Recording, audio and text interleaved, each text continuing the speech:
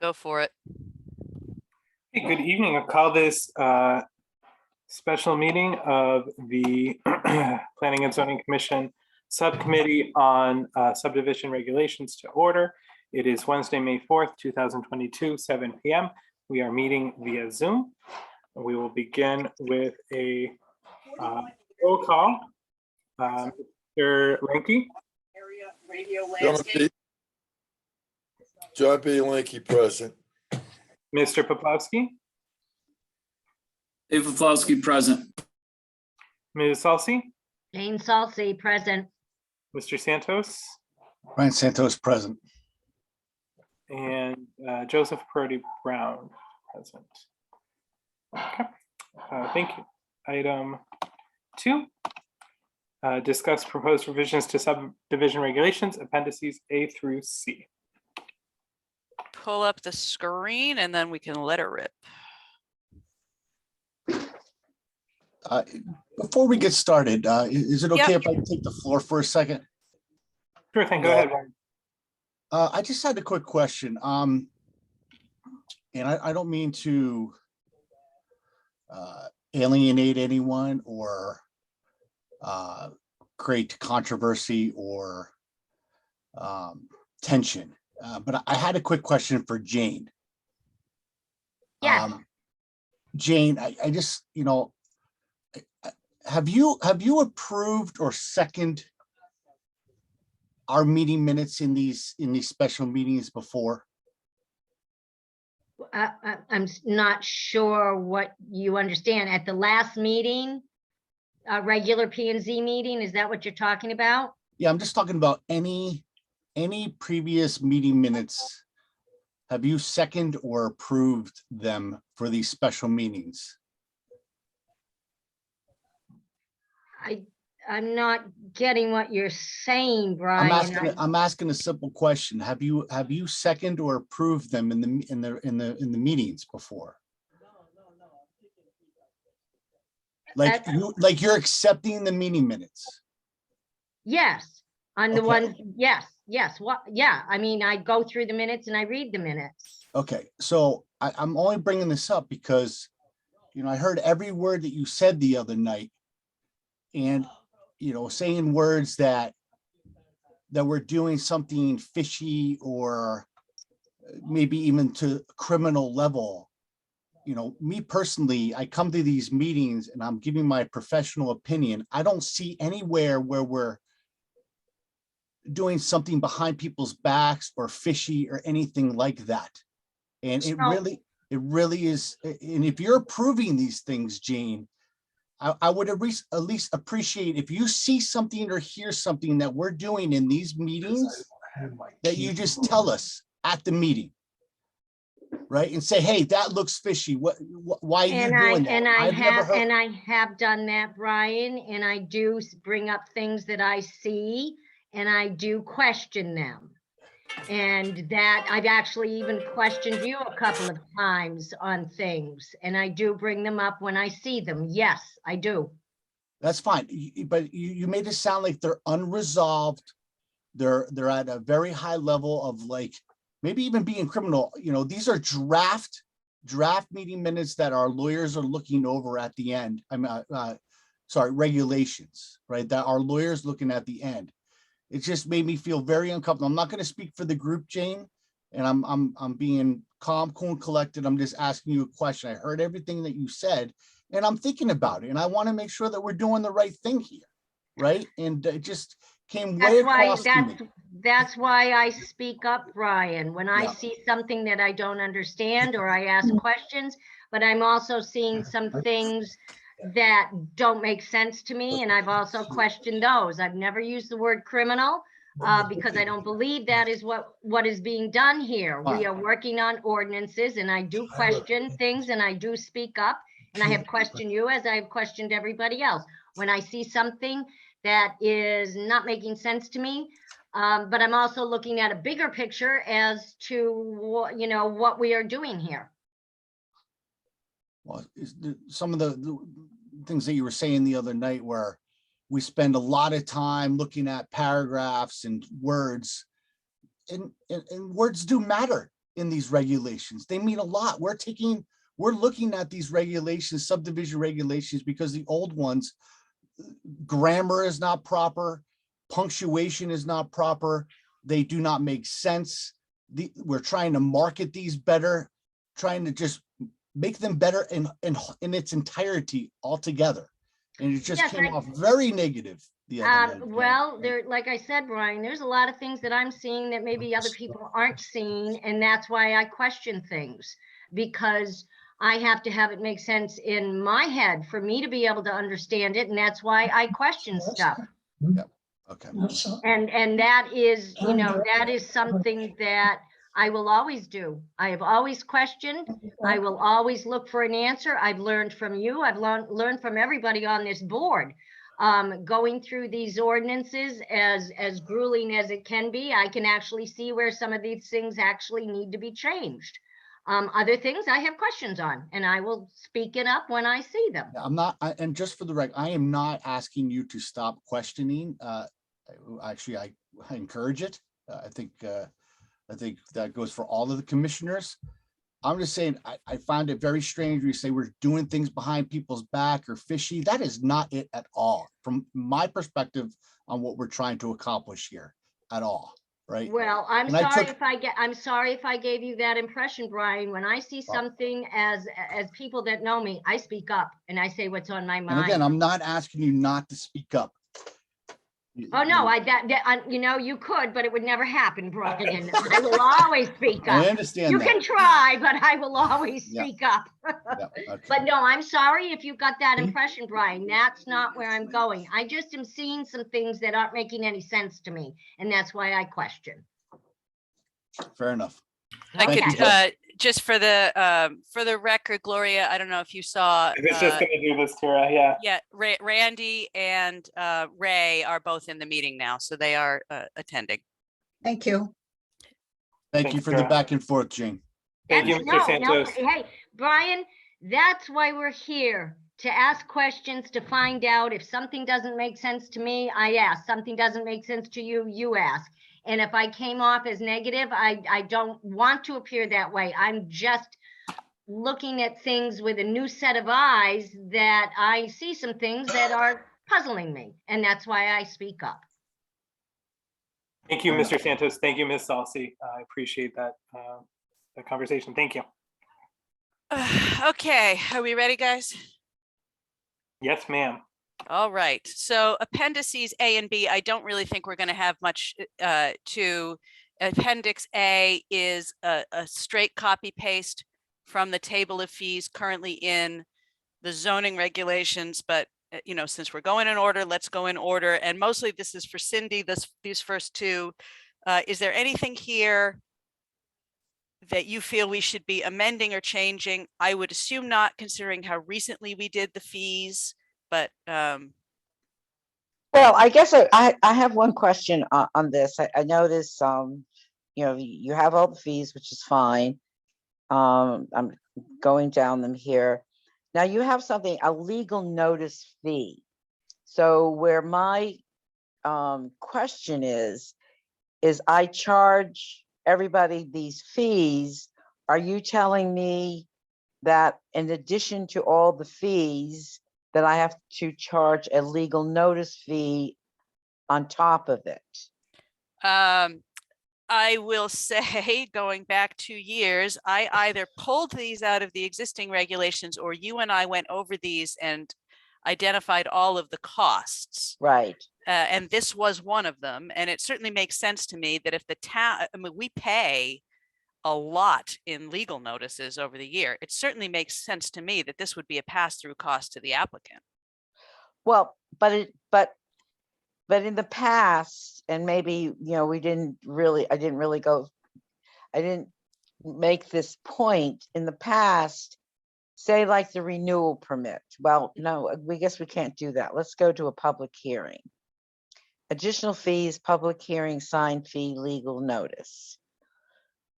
Okay, can you go up a little bit more, please? Where to? Oh, to the top, go back to the top. Special permit application. So this is all for this one function. right? Okay. Which we've never had and will probably never Right. have because of the Okay. way we zoned for adult So we're entertainment, saying right? We, additional fees on top of, say we did have, so the special permit application. So in addition to the 250, then I am supposed to be charging $75 and then $50 for the sign. So you're that is saying how that I would that's, read that, yes. so we're saying that that's not included in the 250 fee. That is correct. Okay, so I'm not sure where we missed that or where I would have missed that when we were doing the zoning regulations. So, So if you're telling me this is not the fees that you've been charging and those are not the fees you want to be charging, we need to change that in both spaces. exactly, what is, yes, the legal fees do, especially if they run, longer than the one meeting for the public hearing. What does everybody else feel about the fee of $75 and $60? So my Sure. understanding, okay, so somebody comes in, they're going to pay the fee for the adult entertainment. They're going to pay that special permit application $250, and then you're supposed to charge them another $75 on top of that for the legal fee that will be put into the paper. Is that Right. Okay? And then Um, another $50 for a public hearing sign. Yeah, I'm kind of questioning that, that 250 plus another 75 plus another 50. That seems a little excessive from, as far as I know, but I don't know. That's why I'm asking. So Well, it's going to be added on top, so they're going to end up paying over $300 for this special permit application. Right. So here is what my suggestion is, that I go back before I was hired to see what these special permit applications were charged by the previous ZEO planner.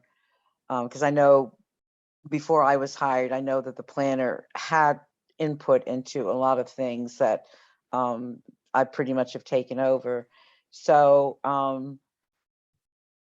so let me go back and check and see what it was before 2017 when I came in. And then let me just see for that first year, because Mary Ann was still there. And if I did something wrong, she would have told me.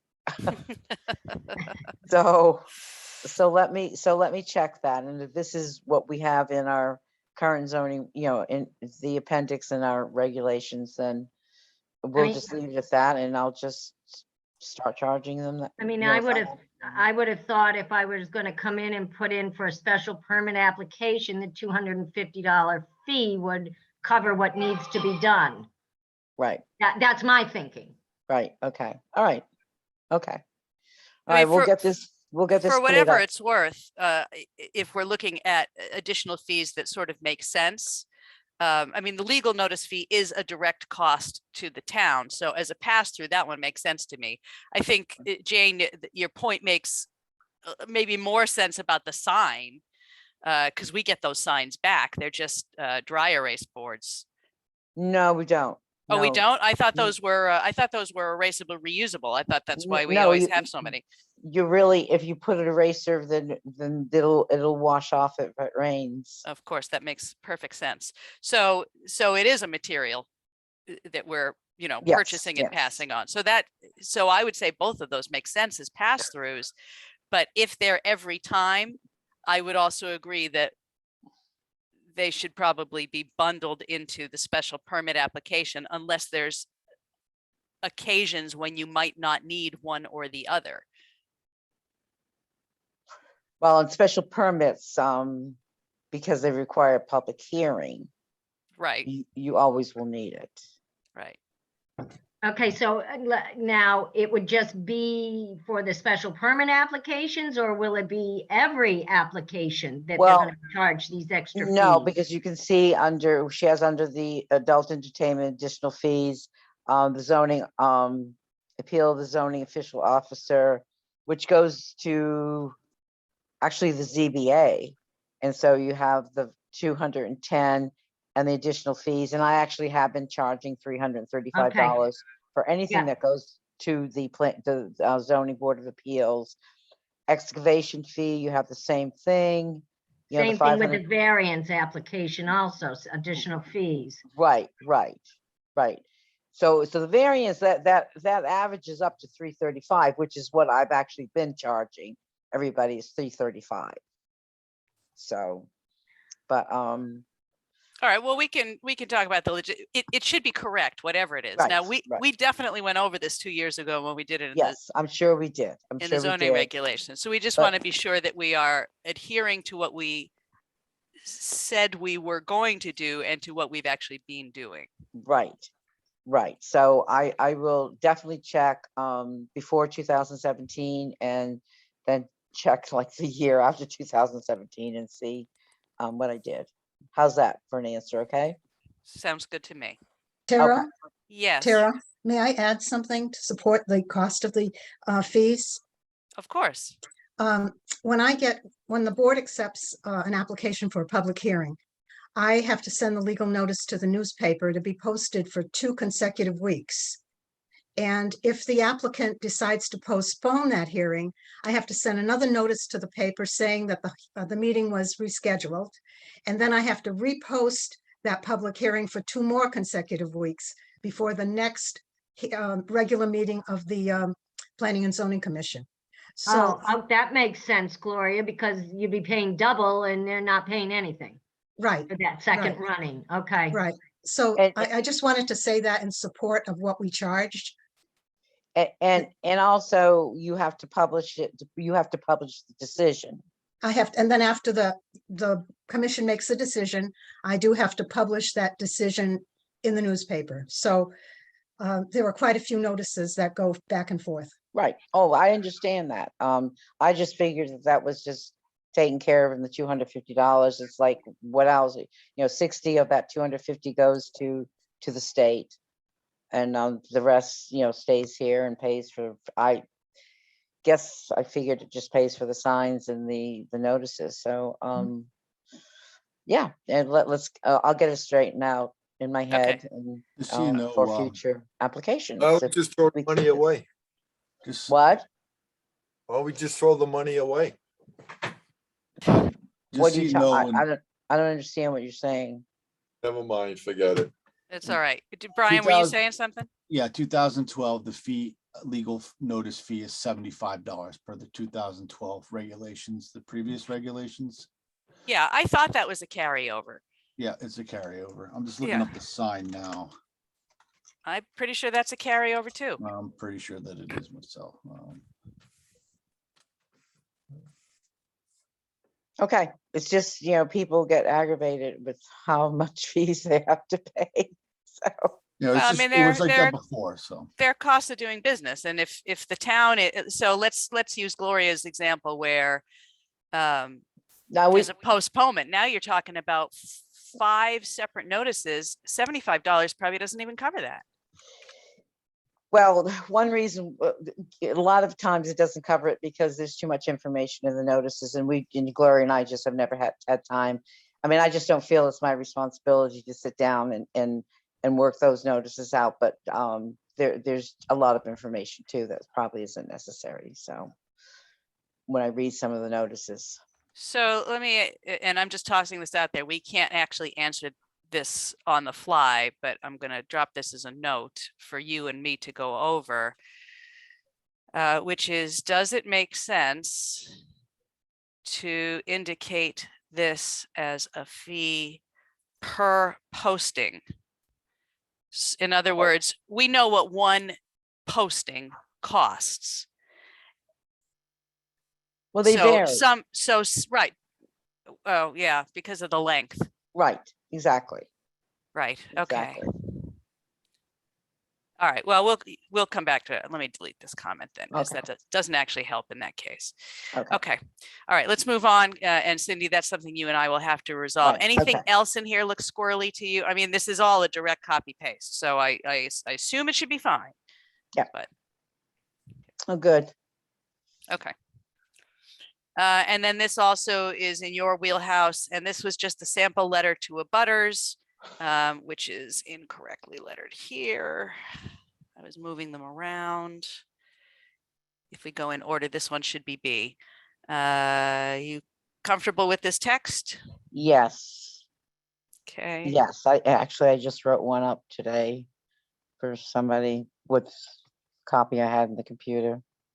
Okay, but Yep. this one makes you happy. All right. Yes. Mhm. Very good. Yes. Now let's get exactly. into the meat of the thing, which is Appendix C.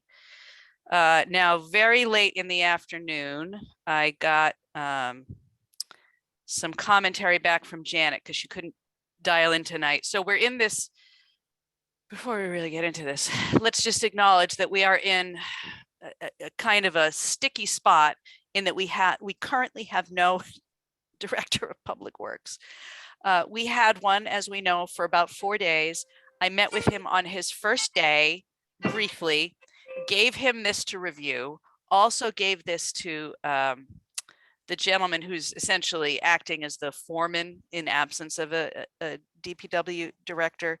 But he doesn't have the same level of qualifications as an actual director would have. And I said, look, we have the comments from the predecessor. I'd like to get the comments from the incoming to make sure we're all on the same page. So everybody's happy going off.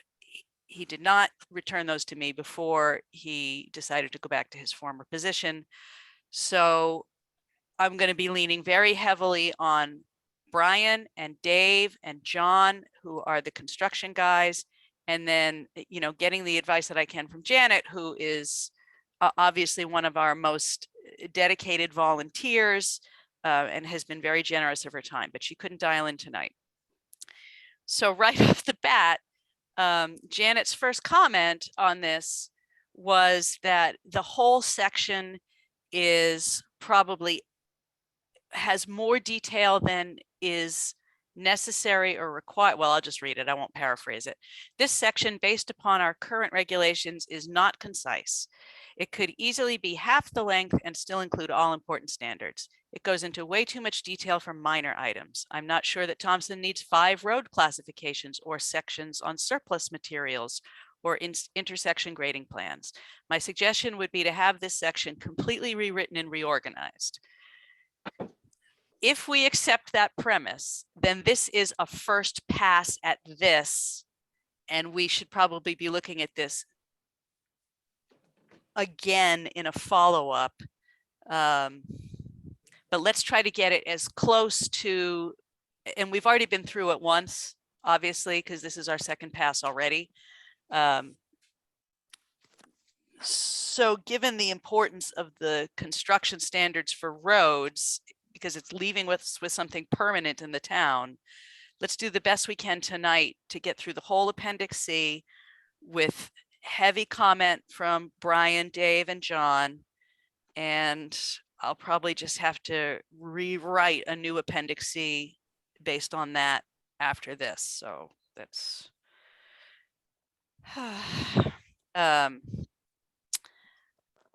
I would say, related to that comment that Janet makes about, you know, do we need 5 road classifications? These are carryovers from the existing. Even when we did our first pass, I had included this footnote about collector streets. Criteria for collector streets are included as a point of reference only. It is generally presumed that no subdivision application within the town of Thompson will include a proposal for a collector street. Now, Marla questioned if that was true.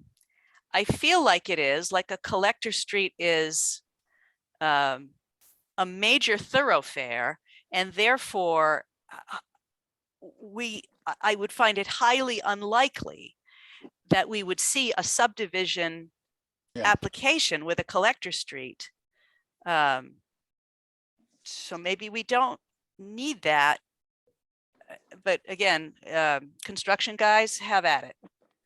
Well, the thing for me is, I completely agree with your statement. I think the subdivision regulations are creating here would not, like if you had a cul-de-sac and it was like 12 houses or whatever the amount are, that is not a collector street, right? I don't think we're ever going to get to the level of 50 plus lots to even have this be required to be defined. But maybe having it here just in case, I guess, is Well, beneficial. yeah, I guess that's the reason why it would be there.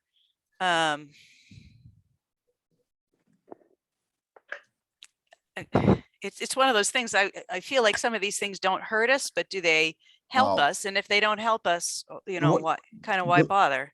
The thing for me is like, okay, if we have 5, do they really equal 5 different construction applications? Meaning, okay, a collector street, in my opinion, that would be 24 feet wide, and then you would have a certain level of construction requirements for the road sub base, and then, you know, the layers of blacktop, so on and so forth, right? So this one says 26 feet in width, okay? I mean, I don't know if we need all of these, right? So like collector and sub collector are both 26 feet. Maybe they can be combined into one.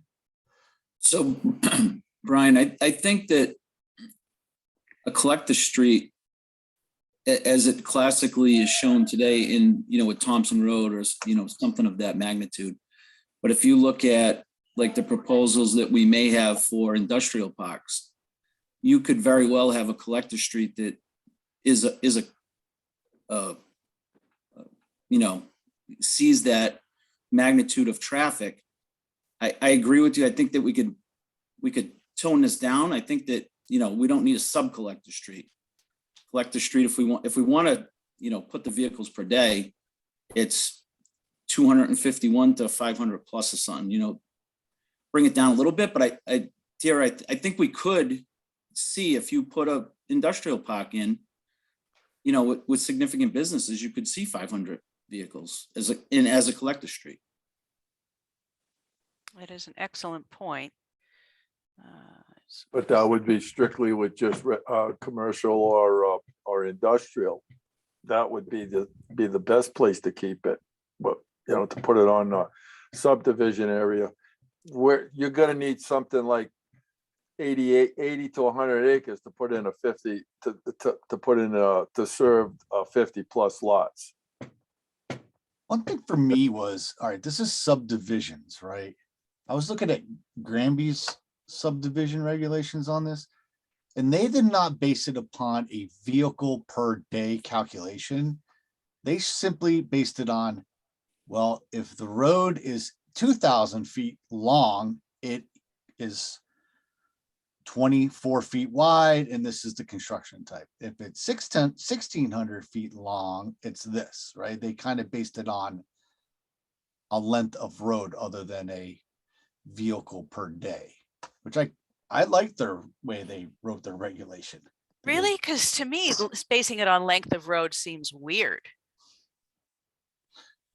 Well, I'm sorry. It was. I guess the only reason it seems weird to me is because in a rural setting, you can have very, very long roads with very, very little traffic. Yeah. So I want to add one more thing to that. It was length of road and the amount of lots. Right. So there was a ratio there, right? But that's the way they did it, and it was very straight to the point. I'm looking at it right now. Could you send me the link to that? You said Granby, Mass. Yeah. No. Granby, Connecticut. There yes, is a Granby. Granby, Connecticut. Okay, I Yes, know there Granby, is. Mass. I don't know Granby, Connecticut. There Granby, is a Connecticut is right just after Windsor Locks of the airport on Route 20. Gotcha. Route 2202. Sorry. I had to put my roads back together. I'm finding where. It's funny, Brian, because I looked at Old Lyme, and Old Lyme has, it's pretty similar, but they didn't define. They have collector road, local residential, and private residential, Right. but no definitions for each of them. Yeah, so they had here, the maximum length should not exceed 3,000 feet or 25 lots, so on and so forth. Then there's the next one. There shall be a minimum length of 600 feet for a cul-de-sac, so on and so forth. Dead end roads, so on and so forth. Right, so they had all these things. Maximum length, 1,000 feet, serving maximum of 14 lots with no structural drainage, and a minimum width of 20 feet shall be permitted. They had this whole classification, which reads very well, in my opinion. Yeah, I'd like to take a look at that. B, if you could send me the link to that, that'd be great. Yeah, you want me to share my screen just so you can see what I'm talking about here? I Sure. mean, it's entirely. up to you. Brian, on that day, you said 3,000 feet, and how many lots are they talking about? Are you Yeah. talking 2-acre lots on that 2,000 feet?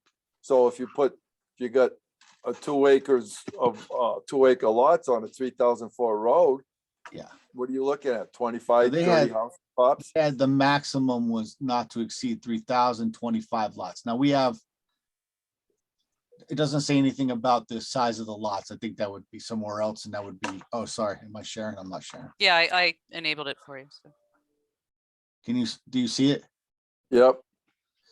Yep. Thank you. They don't give the minimum lot size. I'm sure that's in their other regulations, which is not part of this.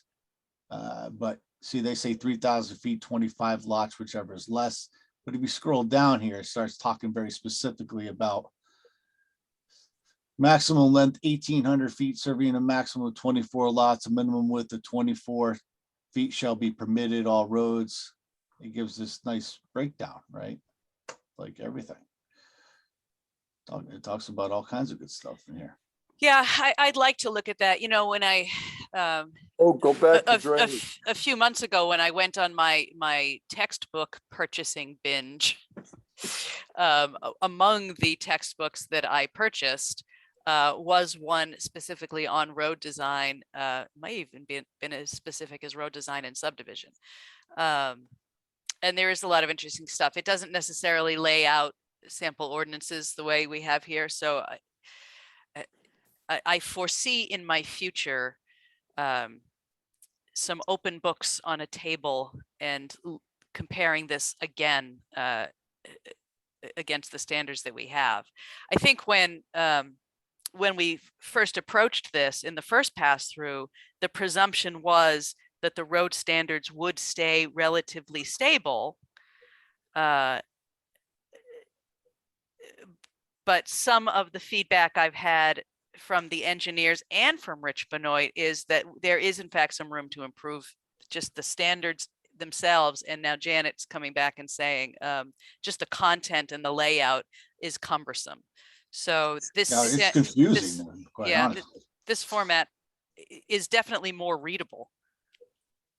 Well, it's just very straight to the point, right? It talks about, all right, radiuses, alignment, drainage. John, did you want me to stop here? You said go back to Well, drainage. I was just curious about what I just saw it quickly when you were going down through it about the drainage, because to me that, you know, the drainage thing is, you know, with the culverts and everything, you know, we have that situation we got going on. But I'll tell you what, just quickly read through this, but I couldn't get it all because I can't thumb through it.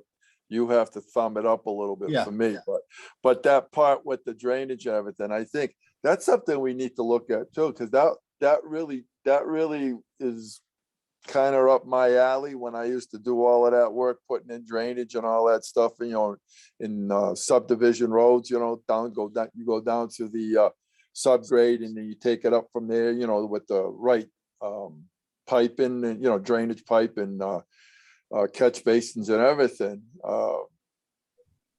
This is what we've been kind of trying to get a hand on, you know what I mean? All that other stuff. But I'm going to stick with the 24-foot or 25-foot road width and all the other stuff, because I think, you know, but that 3,000 feet and X amount of lots, that's pretty interesting. I'm going to have to really, I think it's all driveways at 40. Yeah, I mean, they got some, well, don't forget Granby and everything, you know, you're right near Hartford. You know, that's a pretty popular area. You know, that's the rich section of parts of Connecticut. So, Well, it even had a nice construction section. I read through this. It just talks about 4 steps. Hey, clearing grub, Yep, formation of subgrade, yep, I like Uh, that. right? It's pretty clear. Here's your sub base. Have a minimum of tensions, process gravel, Yep, a high quality, gravel bank. If it is, it's 12 inches, the base. Right, and then it gives, I think it's step 4 is then the final 2 inches of the binder course. and 3 inches of Another finish, right? inch, another inch of dense grade for topping course, right? So This, the way this is written, the one with Granby, it's much simpler, yeah, correct? no, totally, Jane. It's totally simple and gets to the point. Yeah, and let's that's, and I like, use it- I like that because let's use that's a diff- much, yeah. Let's use a different word. It's less confusing than the one that we currently have with all those Yeah, classifications. I agree with that, Brian. It's less confusing. I'll tell you what I like about that is that it's presenting it in an order of action. And I would say that I am not sure that we have a great order of action in this content that we've been, using for X number of years. I don't know how old these are, 2008 or whatever. Or earlier. Or possibly earlier, yeah.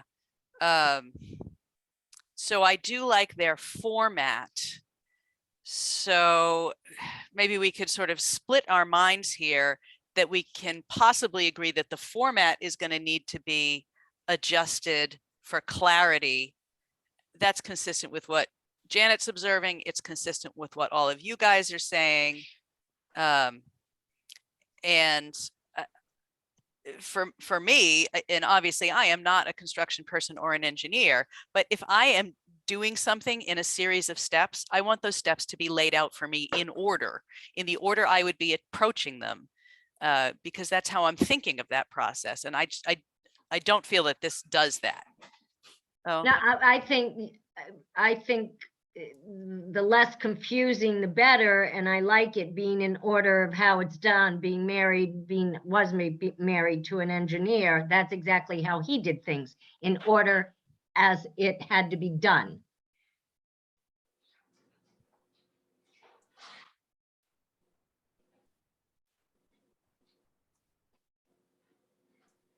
That to me makes more sense. Then you're not going back and forth through the regulations. It's in order. Well, that was the whole purpose, is not to go back and forth in the old regs. You would be starting out in section 1, you end up in section 6, then you had to go back to 3, then to 2, back to 1. Yeah, that's crazy. Well, that's how it was.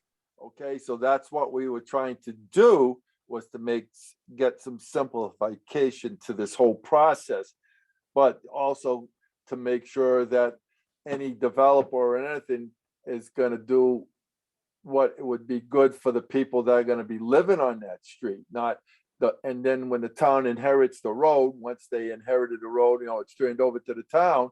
Now that becomes the cost of all taxpayers. Every property owner, taxpayer in this town, we have to foot the bill in, say, 15 years. If he didn't do the process correctly from subgrade up, so that at least we can get 15 years minimum out of a road before any type of repairs have to be done. I'm giving it to you from the grunt guy that did all this work, but the engineer, his job is come in, does what the developer wants. And sometimes a developer will come in and wants to change things, and, because he figures this, and this, but he doesn't realize what the cost could be down the road, because he don't care once it's turned over. That's all. I'm giving you my point of view on that. I've been down that road. As far as vehicles per day, I haven't been on the commission long enough to have seen a full subdivision application with approval process, but does it say somewhere in here that we're going to hire a traffic engineer or force that developer to hire a traffic engineer to actually count or predict the vehicles per day? I mean, that just seems. Brian, you're right. I know where you're going with that, but that's gonna be a hard thing to prove, okay? Because, you know, you can take some of these, roads here in town, you know, the back roads, like Brickyard, it's more traveled now than since I've been living in since 77. And stuff like that. But if you want, for an example, I'm gonna use Jane Salsey's place. I remember that when the first two houses were built, Dave Babbitt and Angelo, and then it worked its way around. You go down there now and there, you're lucky if you see 10, 12 cars a day going through there. The only ones that are going on that road of that subdivision, if you want to call it that, of Walker Road and all of that, is the people that live on the road. So they're either going to work, coming home, the bus goes up and down twice a day during school year. So I don't know, you're looking maybe what, 15 cars during the course of a day? Yeah, Unless well, something got- Well, so this is a question that we have at least a partial answer to from a prior meeting, which is that the way they calculate ADT is that every household generates on average 9 trips a day. And you can see that that lines up here roughly. So a residential lane, which would be, you know, your average small neighborhood street, is averaging 1 to 100 trips a day. And Janet explained that very well. So you're talking about your school bus.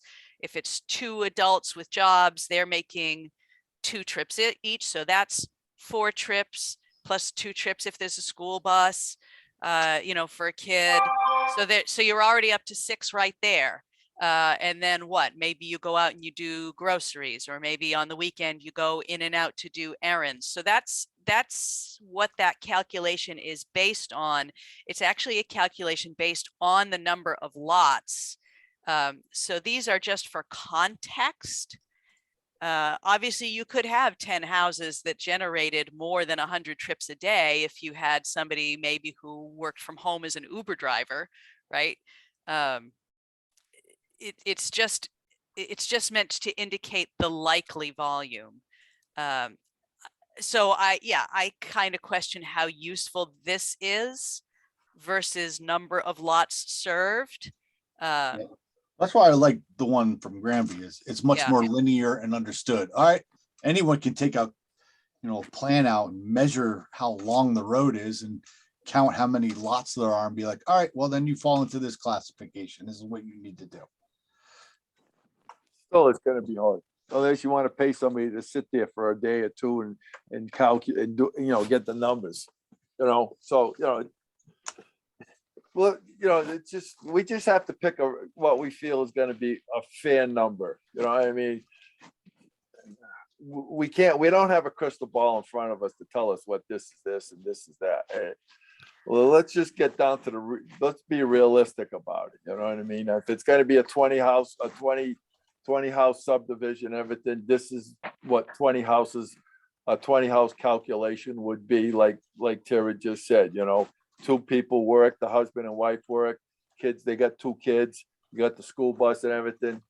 Okay, so is it gonna be more than enough to what you call, where it's gonna deteriorate the road in that time?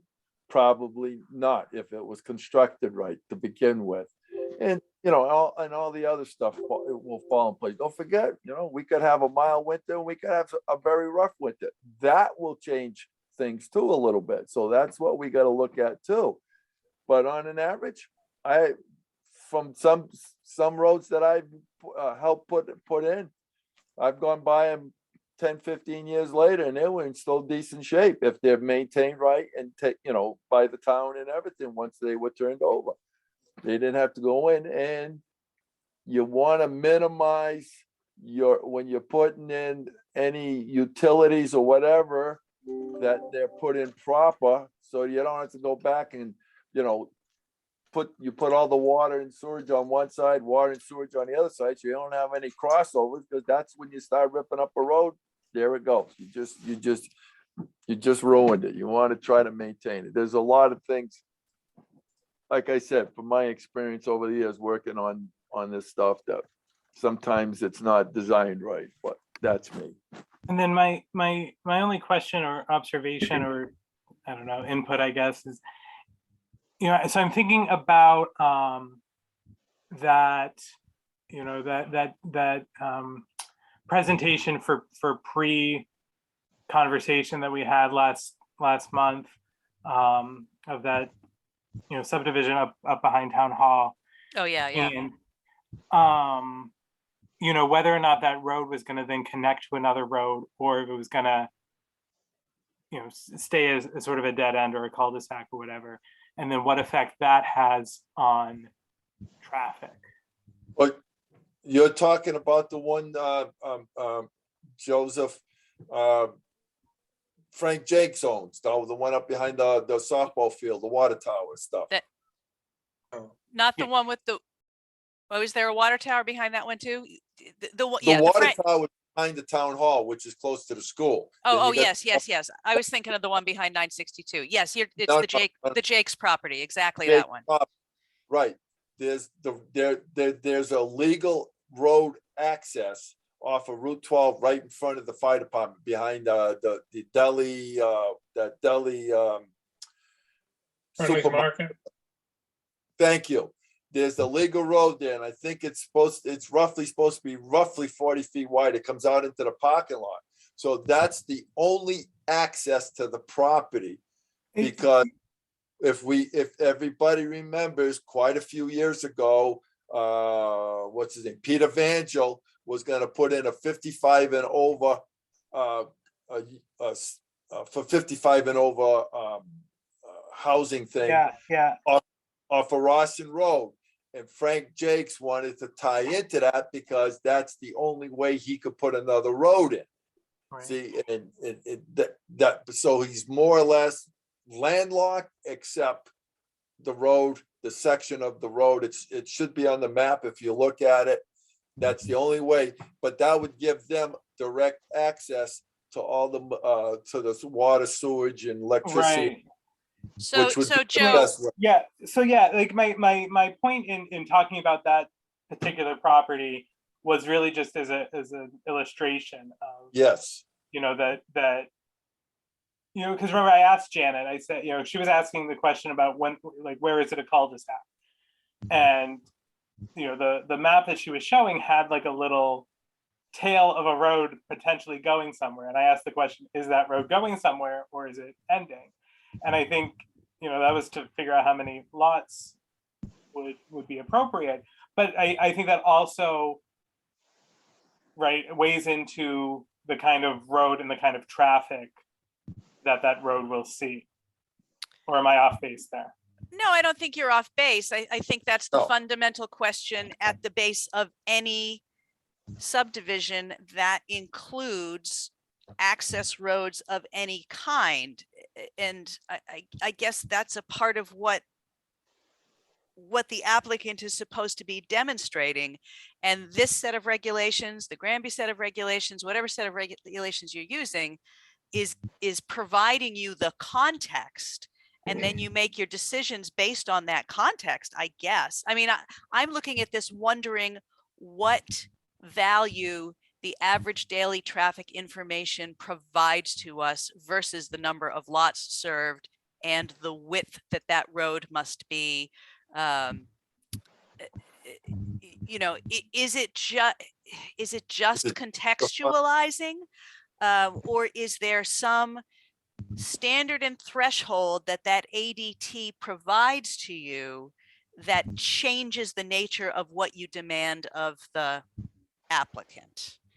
And Tara. I don't have the answer to that. If we have the same criteria for each road, whether it's a sub-collector road, an access road, residential lane, as long as the criteria for the underlayment of the road is all the same on all them roads, that average daily traffic isn't really gonna make a difference, because it's, the construction is the construction. It doesn't matter how many cars are on that road. Yeah. got that.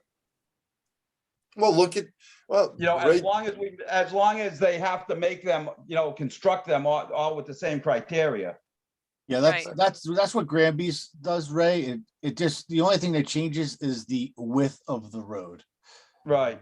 depending on how many lots or how many feet the road. So with that, so the average daily traffic really doesn't, what it is ain't gonna make a difference whether there's 100 cars or 30 cars going down it, a day.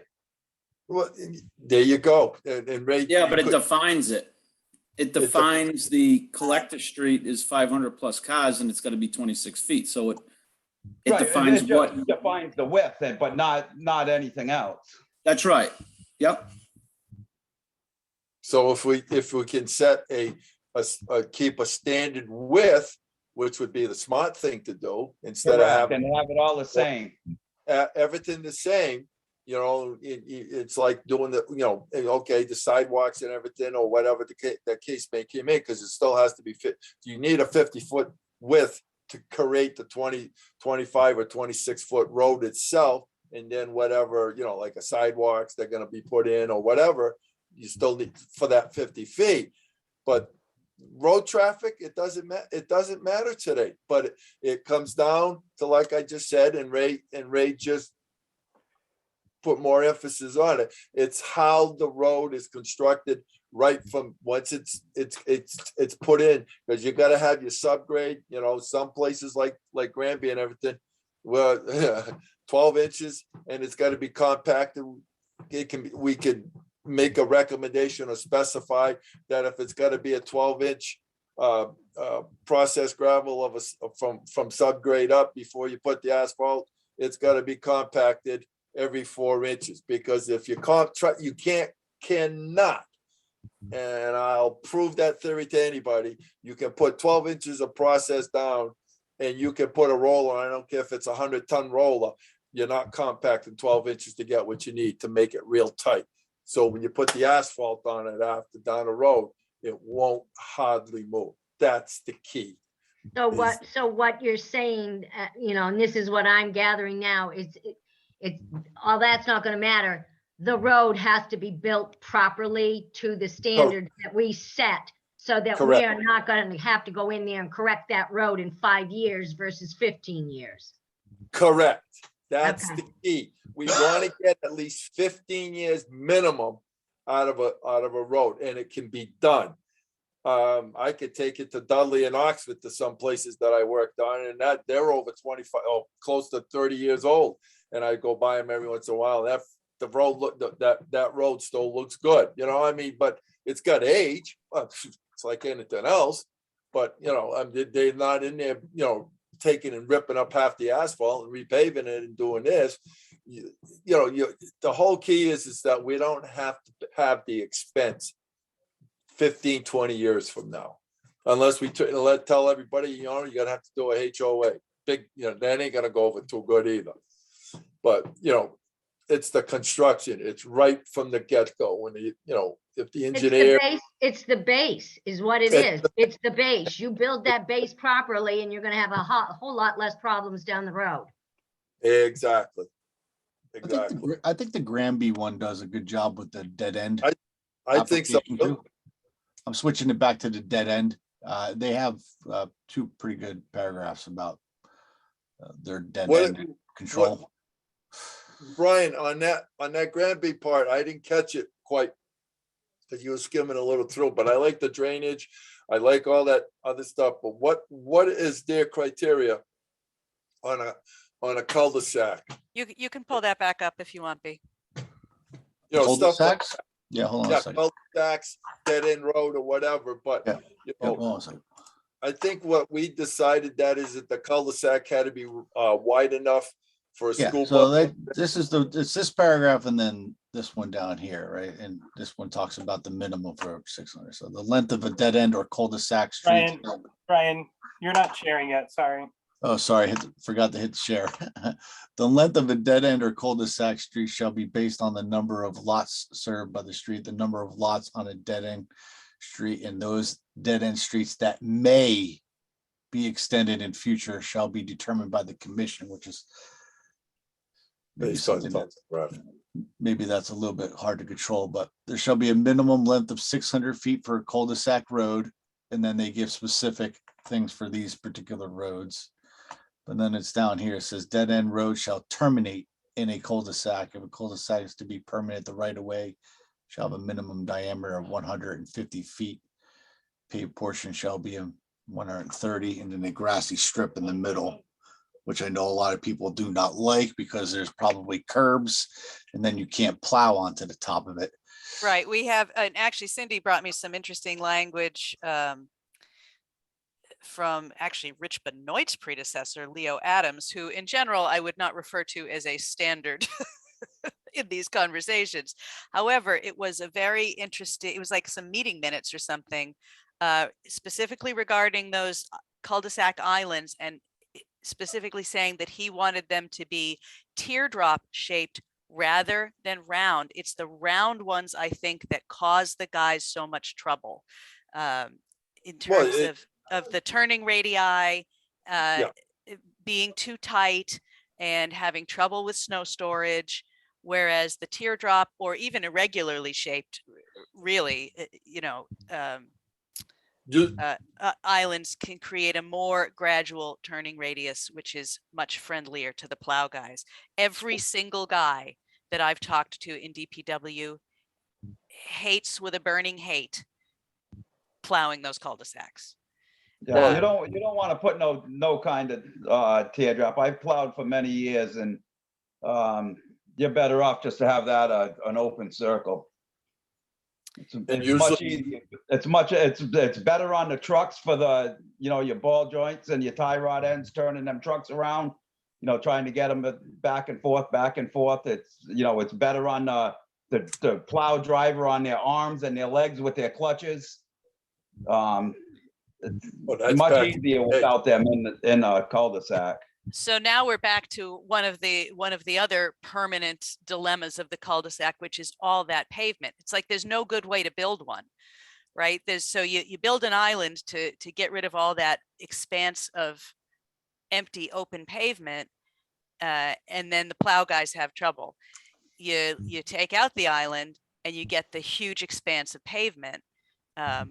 There's not that much pavement difference. That island's not going to be that big. That's for sure. Yeah, I mean, Rich definitely said he didn't want them.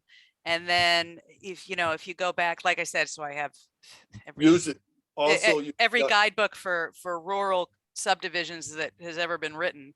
And they all, tout the benefits of the islands because it preserves more of the rural profile, right? You get that grassed island, it improves people's view sheds. What's that? I said them engineers should have stuck to running trains.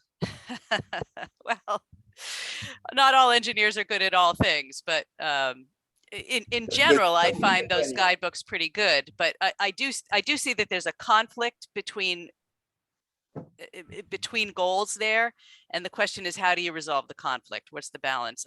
I hear more of the kill the island than the don't kill the island. The alternative, I mean, we're skipping around now, which is okay, I think. Bring that back up, the other regulations. Yeah. I don't know, I just feel like we should be taking Granby's, going through with a fine tooth comb and comparing in the background, compare it to what we have, and then present both, right? It just. I agree with you, Brian. It's much cleaner. It gets rid of a lot of the background stuff that we have already. Yeah. I mean, this is. I agree with that too. It, like you said earlier, Brian, it's less confusing. So put them side by side and we go through it that way. Again, I don't want to take out anything that people feel like should remain, but we can do a compare and contrast once we're done. Yeah, I'm cool with that. So with that in mind, let's ignore anything about formatting and just try to get through this in the second hour, just for the standards themselves. Yeah, right? can you share your screen again, T? Yep. And I did send that to you, and I happened to CC Janet Go ahead. as well. That the Granby spec there. I emailed it to you and Janet. Okay. Did you say you wanted to share your screen again? No, I didn't I'm see sorry. it. No, it was your screen. I didn't see, it was just black. Oh, okay. Let's fix that. You good? You got that? Oops. There we go. Yeah, okay. All right, so with that in mind, we're not going to pay any attention to format. We're just going to look at standards. So standards, collector and sub-collector streets, we're saying 26 feet. Access streets and what are currently called residential lanes. I have proposed changing that to neighborhood lane to stay consistent with taking the specific word residential out of here, because they're not always going to be residential subdivisions. To 24 feet, and then private roads down to 22 feet to reduce the amount of pavement and try to incentivize that development. Construction guys?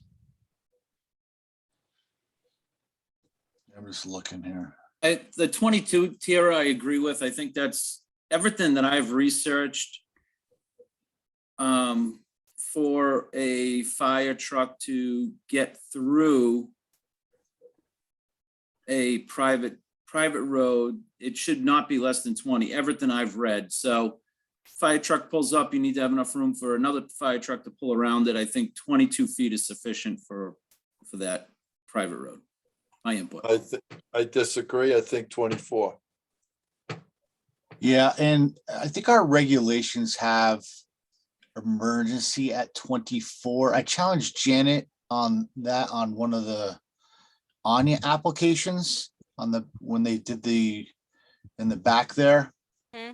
I think it two-way was 24, Dave, for emergency, but I'm trying to find it right now again. It should I'm be just looking 24. at, so Brian, when I look at our old regs, residential lane was at 22. So Yeah, oh, residential, okay, all right, okay, our old residential lane was 22. yep, Residential access street was 24. So we're proposing on this residential lane 24. I agree with. Private road, I mean, I have not heard anyone complain with the old regs being at 22 feet. yep, okay. I can go Yeah, with that. and this change to 22 feet on the residential lane was made specifically because Rich had said he didn't want any town accepted street to be less than 24 feet.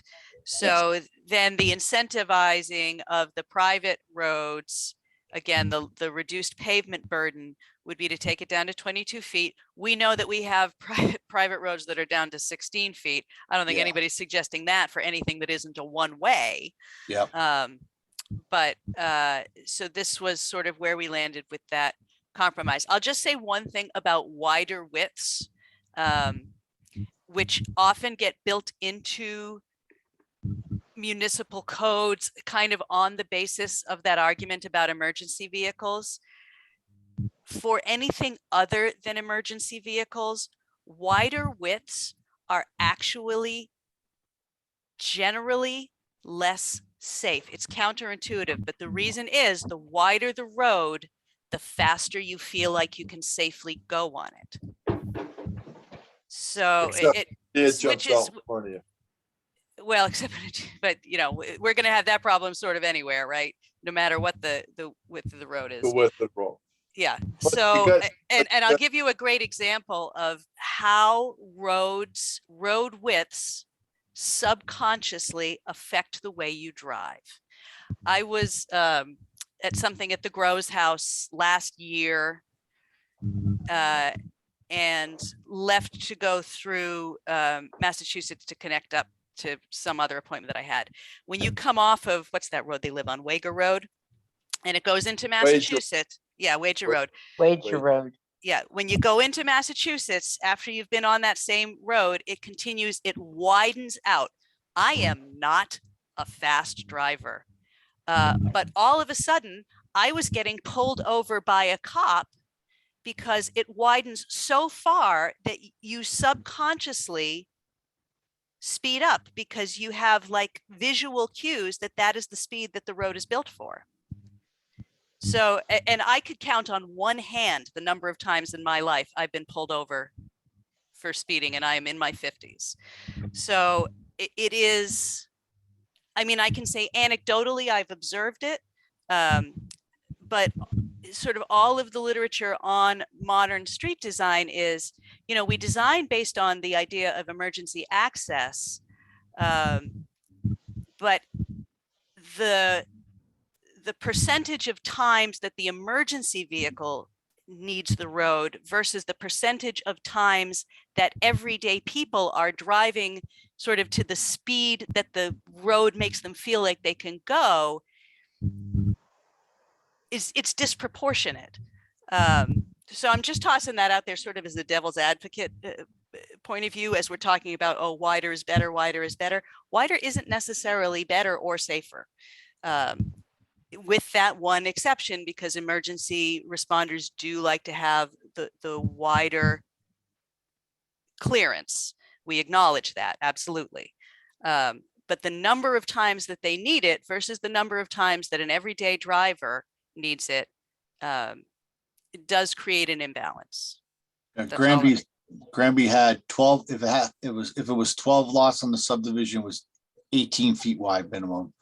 14 was 20 feet wide, 18 lots was 22 feet wide, 24 lots was 24 feet wide, and then 24 lots was 26 feet wide. Just reading what was written here. So I'm not hearing any strong objection to these standards: 26 feet for the two larger capacity roads, 24 feet for the two sort of more local designations of road publicly accepted, and then 22 for the private. Are we good with that?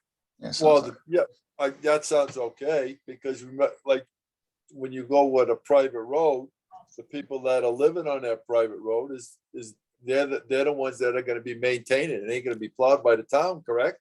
Correct. So that would be like Dave Popolowski's famous words, HOA. That's their problem. Okay, we probably. I'm not sure those were Dave's words.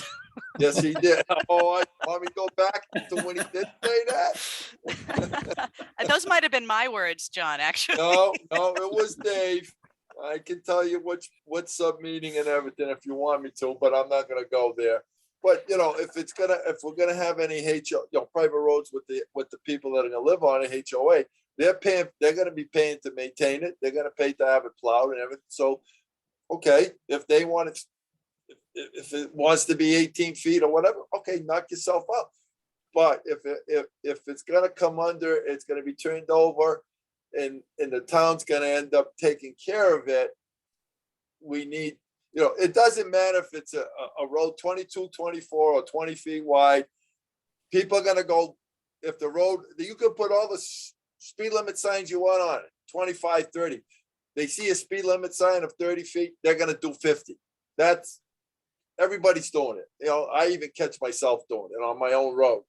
But the thing is that I don't care if it's a new road, if it's a wide road, if you feel like you're going to want to do 40, 50 miles an hour, you're going to do it without, like you said, without even thinking, no matter how wide it is. That's sorry, but. Well, kind of not, no matter how wide it is. I mean, to a certain extent, yes, some people are fast drivers, end of story, right? They Agreed. just drive fast. They don't care. They're in a hurry to go get a cup of coffee or something. Right, but let's use sort of the idea of averages. Average people go neither excessively slowly nor excessively quickly Correct. on a road. They drive to what they subconsciously feel the safe speed of the road is. So Correct. that safe speed feels faster the wider the road is. That's the only point there. Excuse me. Are we talking about regulating speed, or are we talking No, about? the width we're of the talking road? about the All right, well, width let's of get to the road width of and the how road then. and how it relates to speed. Yeah, well, let's get to the width of the road, because we can't control how people speed, how people drive. That's the But- police's duty. You're right. Right, but road Yeah, design but- does more to control speed It's than called perception. posting speed limits. That's the point of That's called perception. Just my comments, that's all. You go down Schoolhouse Pond and it's a dirt road with potholes and people are going through there at 35 to 40 miles an hour sometimes. And you're feeling every pothole. Oh, yeah. Not me, But- because I don't go through there like that, but I can hear No, them feeling. But potholes. that's all perception, because people got this. The thing to me is if you got a nice new smooth road, And, you know, and you're gonna go faster than what the road is really designed for. It's like anything else. That's just called human nature. We can't control that. The only thing we need to, you know, to stick with is, okay, you know, 26, 24, 22, and then private road, knock yourself out. If they want 22 feet or 20 feet or 16 feet, that's not our problem. That's how. They can't, the private road needs to be for emergency access. Yes, I understand that, but Okay, thank you. I get that. I understand that, Dave. But I'm just giving you a point of view is that if it's a private road and you know, the people on it gonna be the HOAs, you know, we don't have that responsibility and, you know, more or less we got no control of it. Okay, but for fire department, ambulance and everything, because they're gonna need a road wide enough to be able to do a 3.1 turn, let's call it that. Okay, I mean, you know, some of these old roads, you're lucky if you can't do it. Matter of fact, I'll even get an example. Last Monday night when my wife was in an accident because a couple deers ran out in front of her and she flipped the car over. You know, the ambulance come down. He wouldn't have never be able to make a 3.1 turn on Capitola Road. All right, he had to go all the way to Capitola Road. He went down Brickyard Road, went all the way down Fabian Ravenel to take her to the hospital, and she felt like she was on a roller coaster because of how the roads are. Okay, so this is what I'm saying is let's just set a good standard and let's keep it, and that's it. Private roads, like I said, I really don't care if the developer puts it in, makes it a private road. He wants to make it 20 feet. That's on him. That's All right, my let's- I agree with that, John. Private road is one thing, but the rest of them, let's put the standard in there. And my question is, I get, you know, the sub-collector, the collector street, the access road, everything else. One is 26, one is 24 feet. Try to standardize. That's what I'm saying. Standardize it. Makes it much simpler. Correct. Okay, moving on to right-of-way width. For every road, the right-of-way lines on each side of the road shall be parallel or should be concentric arcs, and all intersections of right-of-way lines shall be rounded by a curve having a radius equal to the required curve, but not less than 25 feet. I think that's all okay. And I just highlighted this last sentence. Minimum right-of-way widths for all classifications of road shall be 50 feet. This is, I can't remember how long ago I made this comment. Should this, oh yeah, actually fairly recently. Should this last sentence actually apply to private roads, 50 feet? I think I'm hearing yes. This is right-of-way width now, not pavement width. Also, shouldn't we either describe standards or carve out an exception in the language for, and what I've phrased here, loop roads, but let's just say one-way roads in general. One configuration of which has been proposed is a loop road that has a one-way lane. I mean, if it's a one-way lane, it doesn't need to be 50 feet. So should we be describing perhaps minimum right-of-way widths should be 25 feet per lane of traffic instead of for all classifications of roads shall be 50 feet? Does that make more sense? I like it 50 feet. I think if they come in and they have a valid point, if it's a one-way street and, you know, we could amend that for them. But as far as the private roads, I think the HOA, we do want 50-foot minimum right away, even on private roads. If the HOA fails or the town has to go in, you don't want the houses owning to the center line on the road. That's something we don't want to get into. If we go in and it becomes a town road, we have the same standards as what we have everywhere else. We have a 50-foot right of way to do whatever we have to do. And we're not bargaining with people who own to the center line on a private road. Just my 2 cents. I agree with that. I'm looking for the standardization here. Everything should be standard. It's less confusing and it's to the point if it's standardized. Yeah, I think I didn't explain myself well. I agree with all two-way roads that 50 feet should be the standard. I'm just saying, what is the way to accommodate for the fact that we have or at least I am proposing that we should have also a particular format of road, which is mostly a one-way road. If you've got a one lane, a 16-foot wide single lane of traffic road, in other words, there's no traffic coming in the other direction. Now you're talking about almost 3 times that as the right of way if we leave it at 50. That's why I was suggesting 25 feet per lane of traffic. Well, they'd be coming into, so if they're building a one lane road, right? Let's say it's a private road or residential lane, 24 feet. So they're gonna come in and say, we want a one way and we want to do 18 feet. Well, we'd have to consider that. But if you do what you're saying, Tara, I think that now you have to create subsection up top above this right away. And now another classification of a one-way street has to be 18 feet or 14 feet or something, you know? Which I don't think is a problem to create the additional classification in a better format, remembering that we all seem to agree that this format is a mess, right? Yeah. I'm just agreeing I'm kind of agreeing with what Janet said, you know, it's trying to consolidate it a little bit, but Yeah. you know what I mean? I like consolidation on principle. But it still has to accommodate for all the factors. Tara, what you're saying is on a one-way road. I'm right now, I'm trying to visualize what you were saying about a one-way road. In other words, in my mind, when I'm visualizing a one-way road is this traffic coming in on this road, private road, whatever.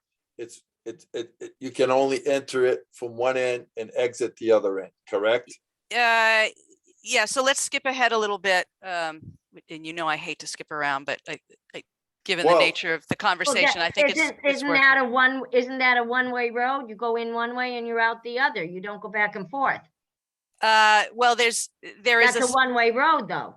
there's a specific configuration of one-way road that I had proposed in the later section on cul-de-sacs and loop roads, which was trying to maintain a more rural profile while still serving some of the function of a cul-de-sac.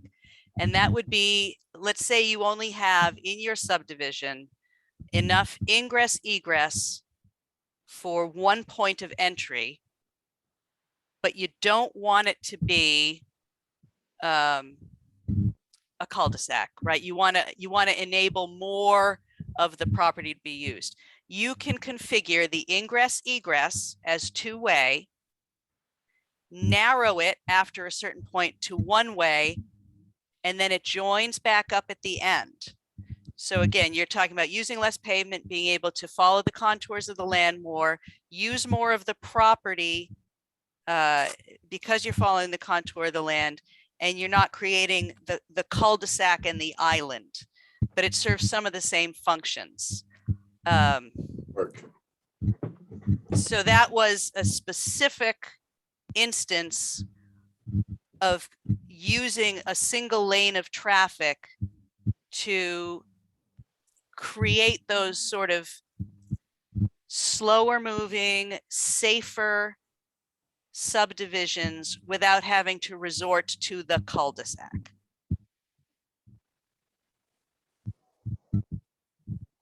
Can you repeat that, Tara, please? I'm sorry. No, I know, I'll do my best. Please. It would be so much better if I had drawn it, and I don't think I did. Let me just stop share 1 second, and I'm gonna go into my files and see if I actually remembered to. You lost me down. Because my definition of a one-way street is a one-way street, one way in, one way out. That's a one-way street, right? It's not the egress, you know. A conventional one-way street is usually used in a grid formation, right? So Yeah. you have short, one way in, one way out. Exactly. That's a one-way This is street. different. It's a two-way in out, but the bulk of the traveled lane is one way. And I'm looking at my then No, that's notes, why, and I don't think I scanned myself. That can't be called a one-way street then, in It's- my thoughts, that can't be called a one-way street. Okay, here, Well, I've sort of got something that's similar. So hold on, this isn't exactly right, but it's might be close enough.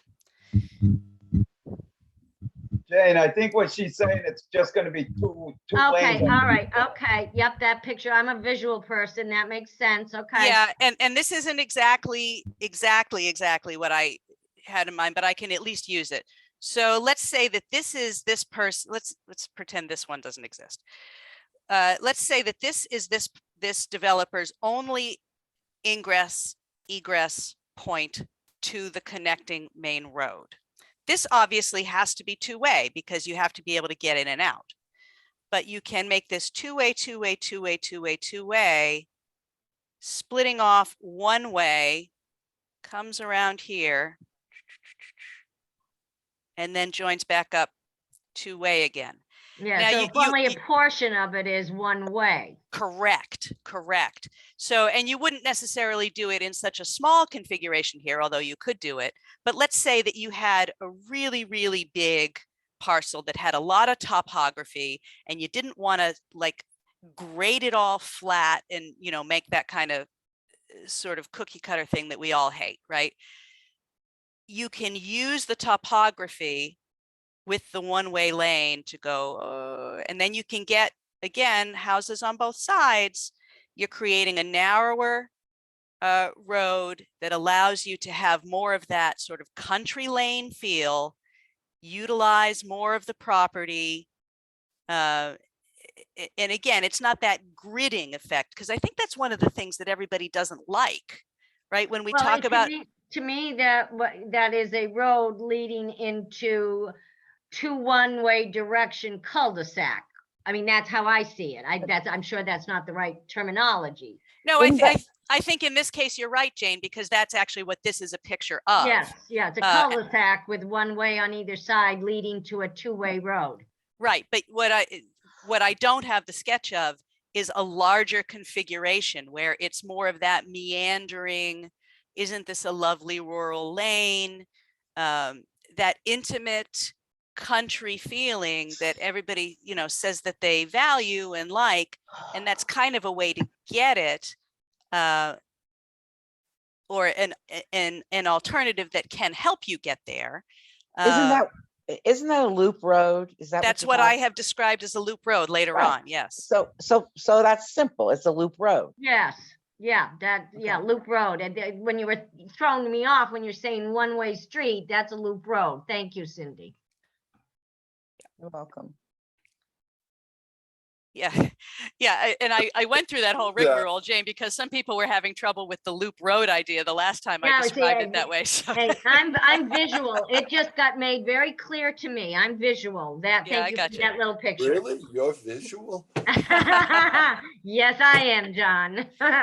So anyway, so that was my entire point of saying, should it be per lane of traffic as opposed Well- to, Well, now that makes sense, Tara, because the egress ingress should be the minimum, we'll say 24 feet. That gives you two good full Yeah. lanes. Yeah, Then when you get down to the so-called cul-de-sac or loop road, yes, it can be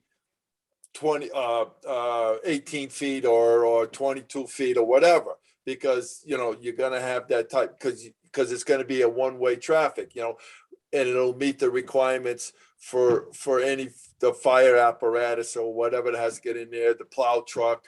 and make it's it easier to easier go around rather than backing up, reshift everything Exactly. else. Yes, Right. okay. Okay, because, well, let's throw Monahan Drive in and all that. There's a situation that we've got with the cul-de-sac on the end, but the road is wide enough because the entrance and the exit is there. But the road itself coming off the main highway, going up to the cul-de-sac is got the width that is needed. And then the cul-de-sac is wide enough. So if the town truck has to go up there and plow, but if you look at your loop road, this is where the not the problem, because if you noticed it, you saw some little open spots in between some of the house lots. That's where they can push the snow. That's what you need on a cul-de-sac. You need one spot where these guys plowing, like Ray said, you know, you back up, you push, you back up. Now the first thing you know, you're pushing it up onto people's lawn. You want to be able to try to push the snow into one spot. And that that solves the problem. That solve, yes, it does. That will solve the problem. That's the problem up at Monahan, because I didn't see anything like that. That's my observation when I went up there and looked it over a long time ago. All right, any more thoughts on that item before we move ahead? Just, do you mean Madison Ave, John? Madison Ave, I'm sorry. Okay. Thank you. Okay. Thank you, thank you for correcting me, Cynthia. I just I'll want to make scold- sure everybody I'll else scold knows you it's later. Madison Ave. Corrected. Okay. Okay, one comment on the one-way road. Yep. Cutting it back to 16 or 18 feet. They're concerned about having room to get by if the road's 22 feet wide or 24 feet wide. What if you have one vehicle parked on the side of the road? Another car has to be able to pass anywhere. So are you going to say the road needs to be 20 feet wide there? You cut it down to 16 feet. That's wide enough for two trucks to pass with their tires rubbing. Well, it would be, so that's the pavement width on a one-way, right? Well, So we were there's, you're talking pavement on the other. I mean, that just, so be pavement, mentioned. so pavement would be, well, whatever we propose, 16 or 18. 20. But then the right of way, which is your shoulders, you know, yeah, I have no question having the right of way wider because you've got drainage and numerous other things. It may be drainage from the road or maybe drainage beside the road that you need to tend to too. Or take into consideration. That's why we need the minimum. That's, I've got a question. And it goes back to the standardization. This road's gonna be this wide, that road's gonna be that wide. Why aren't they all the same? Wouldn't it make it simpler? you could say that they would all be the same, but that would, if you are, so let's go back up there. So this 26 feet, remember, we're talking about your widest, most traveled streets, Yeah. right? So the Riverside Drives, I'm trying to think of one that's not a state road that has that, that would have that kind of traffic burden. Thompson Road, Yeah, right? So high volumes of traffic, yeah, which are automatically going to be moving a little faster. You want to move the cars faster. So then you would want narrower roads in a primarily residential lower trafficked area so that people would not de facto be traveling at higher speeds in those, what is that buzzing? So that people, that's me and I don't know why. Maybe one of the cats are playing with the wires. No, it's not. That's, believe me, that's always my first thought. It was Ray. He muted himself. Oh, okay. All right. I thought it was me. Gotta get my thing back up here. So you want your traffic moving slower in neighborhoods that are low traffic, mostly residential, and the wider you go, it's like that example I gave before. Subconsciously, yeah, no, I right? know. I live on a residential street and let me tell you, they don't go through here slowly. I've got Yeah. people coming past my house at 40 miles an hour. Right, and we don't want It that. doesn't, So but it doesn't slow them down. I mean, I'm just Well- thinking as far as standardization, I understand the wider streets are for the more traffic, and the smaller ones for the residential. But I'm just trying to figure out, if there would be a standard size that would make everything simpler. That's just that's what my head is going. It might not be feasible. It might not be something, I'm just trying to figure that out. Because living in a residential street, I know that they don't go slower than they do when they're up on Route 131. It's, you know, a tad slower because 131, they're doing 70 miles an hour. I just wondered whether a standard size road is feasible, and I don't know that. That's why I'm asking with Dave or John or Brian, that this is what you do. Is a standard sized road something that would make it simpler all the way around, or is that not something that is, you know, economically feasible? I mean, I'm just looking to simplify is what I'm doing. Yeah, That's I hear you. So I agree with Jane to make it simple, because I think you're spending too much time on something you can't control, which Yeah. is how people drive. Yeah, that's exactly it. You cannot control people, you know, how people drive. In my neighborhood, it's supposed to be 15 miles an hour. I'm not lying when I tell you, somebody starts at the top of the hill. By the time they hit my house, they're doing 35, 40 miles an hour. And then they got to that corner, which few of them haven't slowed down and haven't made the corner. So let me flip that and say, and hypothesize that if your road was even wider, they would go even faster. No, I don't agree with that. Take it from an old street racer. And I am a street racer. I was a street racer a long time ago. And yeah, the smaller roads, you have a tendency to think that you're going to go slower. But if you're going to drive fast, you're going to drive fast no matter how wide that road is. And that's why I'm saying Right. simplify it. That's right. So Yeah. if we're going to simplify it, I would suggest that we would simplify by setting all of the publicly accepted roads to the lower width, which is the 24 feet. How about meet in the middle, 25? I Yeah, don't see why not.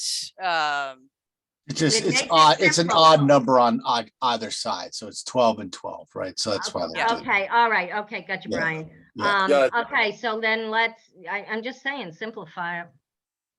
All right, let But me we add- can always change, if you go with the 24 feet, let's just use that simplified, we make it a standard, but we can make any change if it's necessary to meet the requirements of the developer or whatever is gonna come on. As warranted, as As warranted, warranted, case yes. by that- case, well, simplify Can I finish it. what I was saying? Oh, Ms. I'm Sullivan? sorry, John, I'm Thank sorry. You know, because that's what it's all about. If we set a standard, and then we can always make these little changes if it depends on what, if like warrants that it maybe 22 feet or 20 feet, you know, the circumstances. But that's something that when they present their plans and everything to us, then we can make that change, because you've got the people that can read the plan, the prints and the plans and everything, and see, okay, that doesn't make sense. Yeah, 22 feet or 20 feet would work, you know, in that case. But 24 feet should be the standard.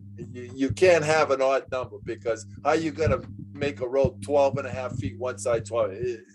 Well, you Yeah, could do no, it, but why would you want to?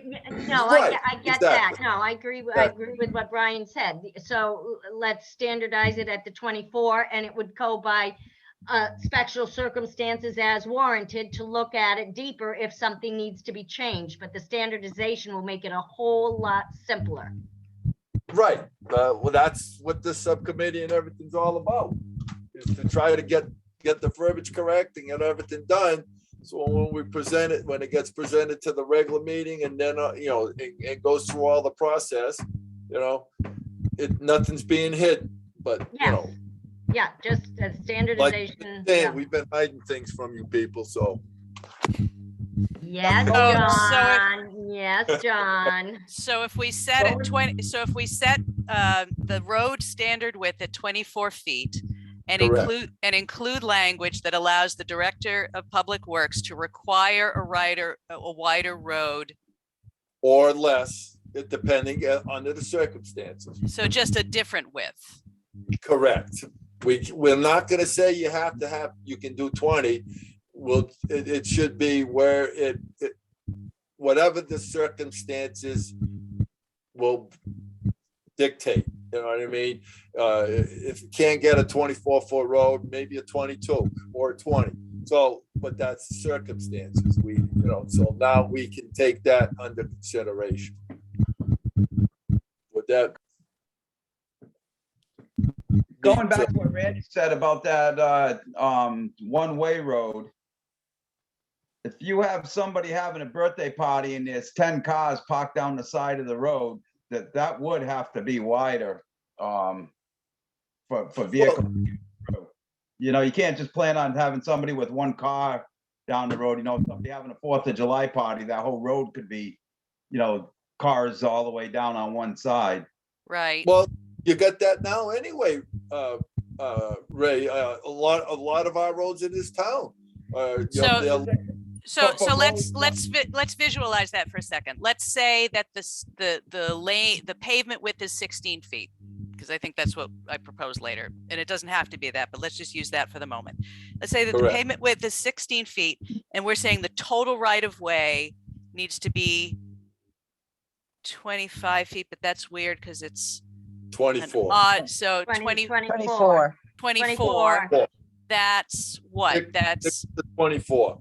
how many feet on either side of your shoulder? So 24, 16.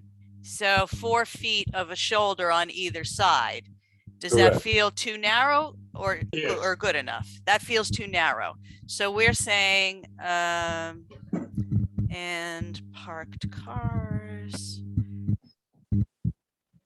So what do we think it needs to be on each side for that to be reasonable? 16 feet of pavement or whatever it happens to be. What is the shoulder that you need to allow for drainage considerations and It has to be 5. and parked cars? Well,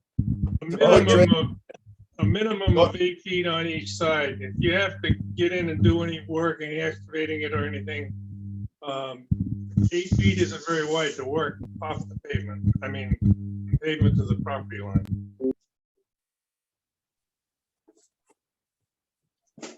well, we got. Hey, you have to look at what we have in existing roads now for town. From the edge of the road that we have to the property line, it's roughly 5, depending on where the corners are. Like my road, Brickyard Road, it changes so much. You can go from 20 feet to 22 and down to 20 and back to 22. So, and then where the property lines are and everything, you have to take that. It's normally 5 to 6 feet. So A lot of the town roads, the roads in this town are 2-rod roads. That makes them 33 feet wide from property line to property line. Okay, all right. So if the paved road, Randy, is 20 feet wide, so there you go. You got 6 feet on each side. Correct? Well, that's more than 4. Yeah. Hey, never said I was perfect, but I try to do my best. But I mean, that makes sense. Okay, so that's something to consider and use as a base. Okay, so I just want to, I want to just talk this through out loud.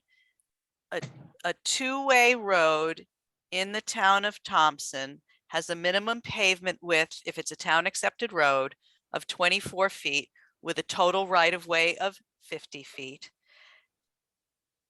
A private road is a 22-foot pavement width with a right of way width of 50 feet. And a 1-way road is a 16-foot single directional lane with a 32-foot right of way. Yes? That would make Randy hit the nail on the head right there. I think that's perfect. My opinion. Anybody else? Because if I had to go the road with an excavator. 8 feet on the other side, so that doesn't come up to 32. 8 feet, 8 feet is No, I 16. thought it was 6 feet on each side. So if you have I thought we said 8. Are we 6, 8? I thought with the math that John came up with, Randy came up with, it ended up being 6 feet on each side. Yeah, my only comment was that, and this goes back to horse and buggy days, is the roads, a lot of the roads in town are 2-rod roads, which makes them 33 feet wide from side to side, the whole business. And I'm not saying I'm not advocating for that. I'm advocating for more than that. Yeah, I mean, if you take a residential road, 24 feet, and we have a 50-foot right of way, right? That Yep. gives you Yeah, what? there's only 13 13 feet on each side of the pavement and that land is, it may be valuable, but it's not anywhere near as valuable as it is to be paving the extra couple feet in the middle of the road and the pavement. But yeah, that's what I'm saying. It's a 13, so that's a 13-foot Shoulder. shoulder. So why go to a 6? Why don't we just keep it 13? Yeah, Well, I'm okay, happy with yes, that. yes, that makes sense. I got you. So what do we say, 13 on each side? You can go 12, 30. I mean, it depends. If you take the 26 feet by the 50, that's what, a 14 or 13 foot on each side. So what, 12, 13, 14. We have to So- keep it, you have to keep it at even though, like an even The number. 50 foot total width right of way is the point we're arguing now, and I'd advocate for that. Right, but that's, the 50 foot is for 2-way traffic. So we're talking about 1-way traffic. So the relative shrink in the right of way should be there. So 13 feet on each side, that's 26 plus 16 is 42 For the width of the road? for the Well, right that's- of way, the for the right of right way, of way. that's Oh, okay. Grass strip, the ditch, the stone wall on the other side. Okay, good, yeah, because my road does not fall into that standard at all. Well, there's That's- gonna be plenty of roads in Thompson that aren't gonna meet whatever standards Yeah. we set today, because the town's been in existence since the 1700s. Yeah, It's- and I don't, I yeah. mean, my road, there's a lot of people that have a lot of parties in here and park up and down the street, and it's never a problem. And I have a very narrow road. I mean, it It was built before 1971, 72. yeah, it was built in 64. I could have, we used to drag race it up and down in front of your house. God, where was I? I would have beat you. I'm just, Sarah, I'm just trying to keep the right of way practical to what we have up top too. Even though it's a 1-way, but keep the Yeah. right of ways kind of standardized. You're gonna, Yeah, that gets to that standardization Yeah, thing, the which I think is standardization. it's a Yeah. good instinct. So if it's 13 feet on either side for a 2-way road, it should be 13 feet on either side for a 1-way road. That gives us a 42 foot right of way if the single lane is 16 feet. Okay, gives now you, back to the 16 feet. Yep. If you got a one vehicle parked on a 16-foot road, I'm Mhm. talking a fire truck, they're 8 feet wide. You're gonna make the road wide enough to have another truck pass, or you're gonna make them go off in the grass to get by? Well, if it's a 1-way street, there's no oncoming traffic.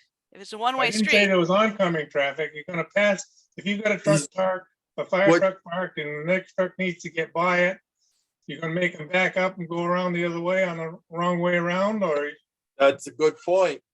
He's got a good point, Tara. yeah, I Don't see what you're forget- saying. So don't I forget- guess what I would say is that the occasions on which that would happen would be so limited that if you're driving up on the grassy shoulder to get around a parked fire truck once a year, Yeah, I mean, Hopefully that it's not happens, that that happens in here all the time and there's no problems.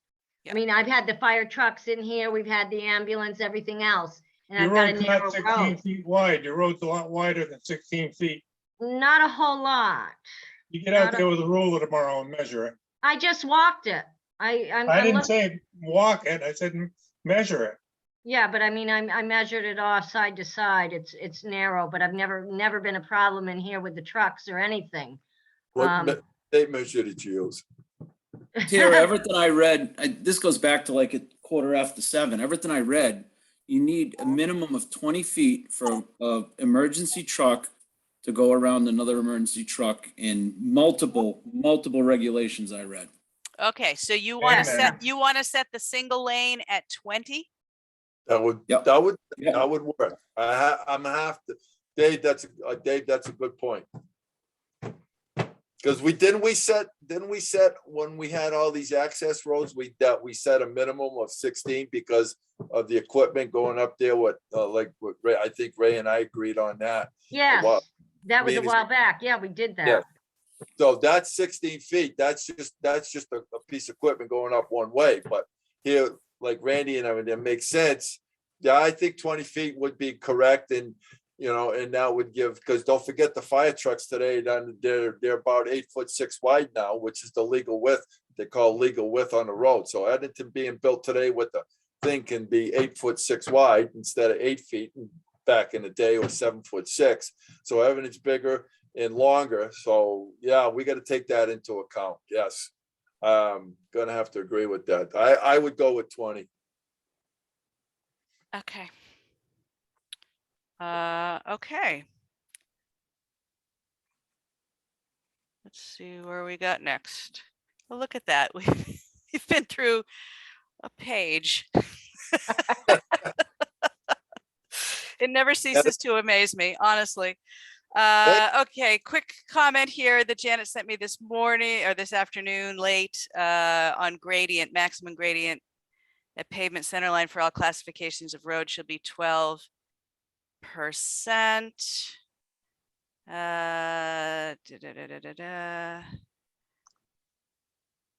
Janet center line. agrees. Yeah, Janet agrees that 12% is an appropriate maximum slope for most new residential roads. Suggests Correct. keeping 10% for collectors and sub-collectors. Now, she didn't provide a justification for that. I obviously take her opinion very seriously. I don't know what difference that 2% grade makes. I can't visualize that. Brian? One example would be if you're talking about coming to an intersection. Yeah. That 2% would make a big difference. If there was snow on the road and you wanted to stop, the 2% pitch makes significant difference. Absolutely. Okay, so I guess the question is, do we have the two gradient standards? 10% for collectors, sub-collectors, 12% for other roads, for the more residential roads? I don't know exactly how to word it, but if you had that, that where the roads intersect, it has to, I'm not using the right word, but flatten out so that you're less than 10% or maybe even less than that for at the intersection. Not worry Yeah. about the 12% way back where you got a place to go off in the ditch if you have a problem, but Yeah, it should coming be, to an intersection, you want to be able to stop. it should be really low, like 4%. So I don't know where that changed, but the old regs were 10% with the 5% at turnarounds. So I'm not There you sure go. why that went to 12. I think that was after the first pass when we had Dave Held's comments. Yeah. And we Yeah. went through this and at that time, everybody seemed to accept that reasoning. So we changed it here to 12. So which Janet also agrees with. I mean, let's be frank. This is two engineers saying that they are of the opinion that 12% is an appropriate maximum slope for most new residential roads. But with 10% as the maximum gradient in her estimation for collectors and sub-collectors. And Yeah. Randy's suggesting that that's more important actually at intersections. Well, the storm collectors is just so the water doesn't go flying by it, right? So, I mean, I was even willing to go down to 8% with the 12 before, but the 12 is fine. 10 is good. And I would say 4% for intersections. So it's like flat. Yeah, because the plows, when they come into an intersection off of 12, to the next, on another road that would be 12% in the middle to the thing, you're gonna have what we call a low line. So the plow itself can dig in, because you're gonna have that 12 coming in the middle, and then you're gonna then the other road's got the like the 4% slope, or the 2%, from 12 to almost 2% to the end. So that's a big change, and that's where you're gonna have a lot of problems, repair works too. You gotta look at it that way too.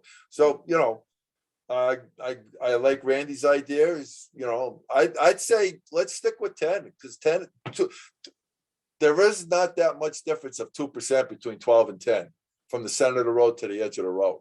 You're still gonna have your runoff, you're still gonna have the drain and all this other stuff, but the interchange, the intersections and everything is the key. Yeah, but at intersections, we should give a length. Yeah, they would have, you would have. Where does the grading start, right? Because you're You coming into have- the street, so it should be like, Brian. in Oh, C- well, yeah, I in was just C, about and to that's say, the look down a little bit. That's the existing reg, Brian. C is how the existing reg is written. oh, sorry, I'm not looking at it. Yeah, let me- That's, well, we're all looking at what's highlighted. So I'm just gonna delete this But that, here, because we've actually already got a lower gradient right below it.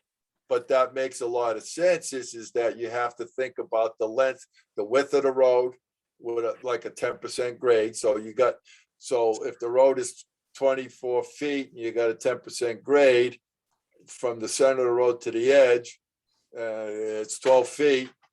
Now I gotta quickly do my math. So It's you lineal, have, not width of the road. It's the lineal stopping distance you need, not Right. so that width of means the you would road. have, they would have to start tapering that road way back, roughly, what, about 30 feet back or so, so you would have that a low, not a quick incline, but it's a long sloping incline. So that would be considered as, a safe bet. I'll leave that for an engineer to figure out. Yeah, I'd agree with Randy. I mean, this is, why are we changing this? This hasn't come up as being a problem, nothing that I've heard. yeah, I would agree with all this on here anyway, so I don't have a problem with, now that I've read it, sorry. Change it back to 10, Tira. Do A back to 10, and the rest is as it is current. All right. Done. Yeah, I'm good with that. I'm good with it too. And I gotta figure out where that's coming from.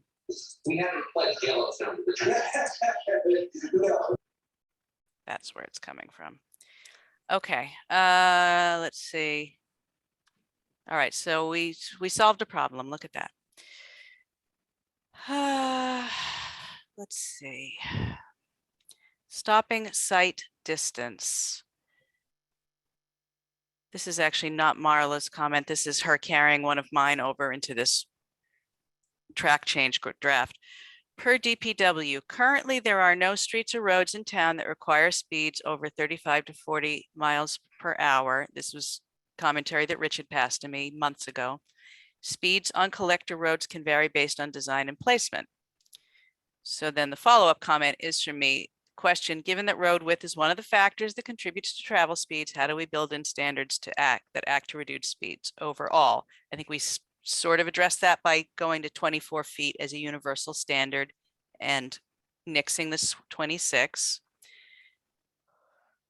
This comment is actually not mine. Here's an old one from Dave Held on this same topic.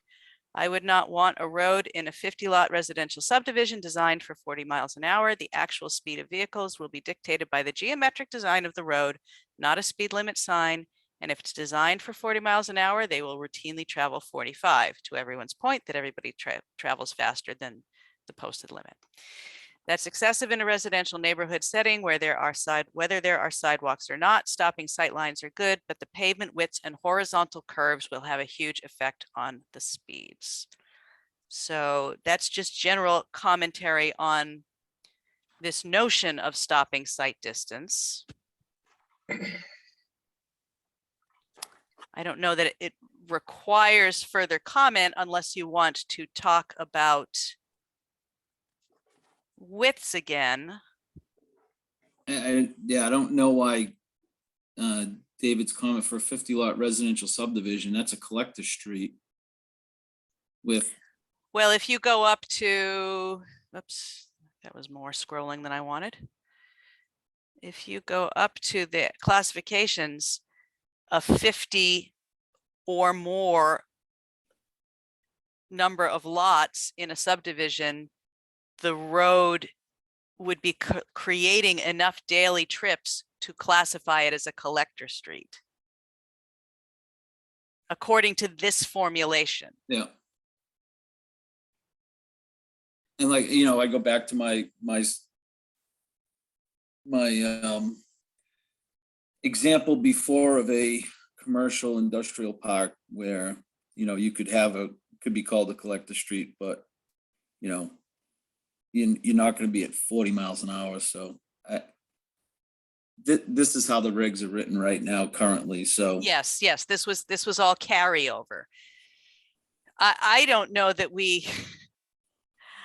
I feel like the stopping sight distance, I feel like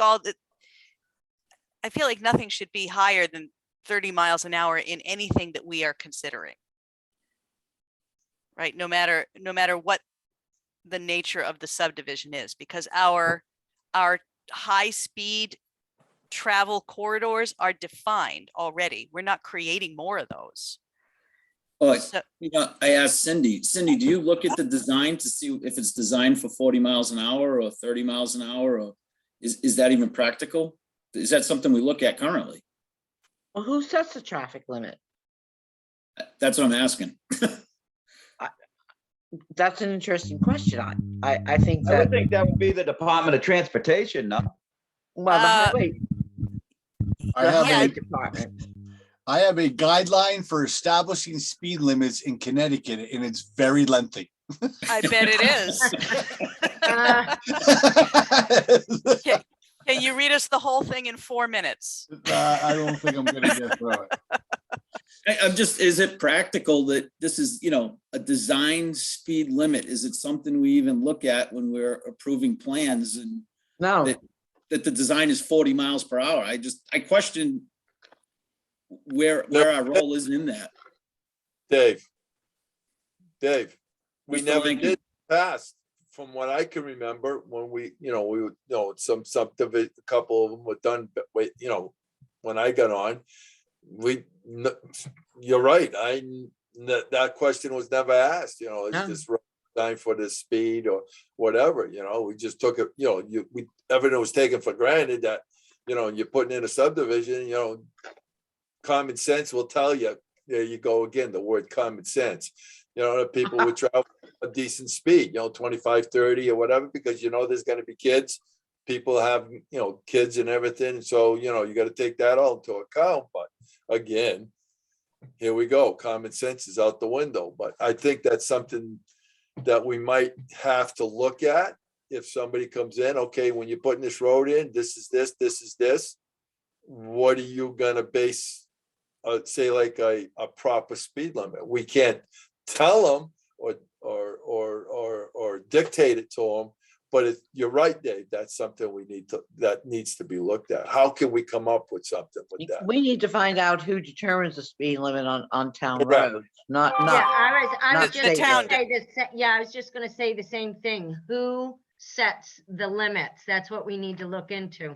I believe I had this Connecticut is the discussion with Rich. OSTA in conjunction with the local traffic authorities of the individual town establishes speed limits for all public roads. In Connecticut, legislature has established a statewide maximum of 65 miles. Anyway, I have the whole document right here. if you So want. what authority is that, Brian? OSTA. I don't know what that acronym actually stands for, but that's what it is.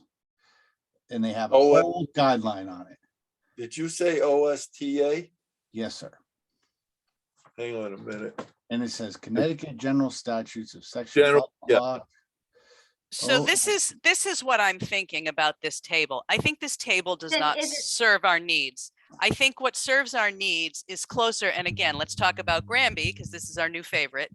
That basing the stopping sight distance or speed on the number of lots served is not necessarily a bad idea, but that in no case should anything that the Planning and Zoning Commission is looking at in a subdivision be for anything above a 30-mile-an-hour limit. And therefore that stopping sight distance should always be based on that. I don't know. I think Yeah, we shouldn't I would- even be offering the possibility of a 40-mile-an-hour zone in anything. I that would the planning agree and with that. I would just call, there's a call number here. I would just call just to make sure that it's not 20 in a Yeah. subdivision.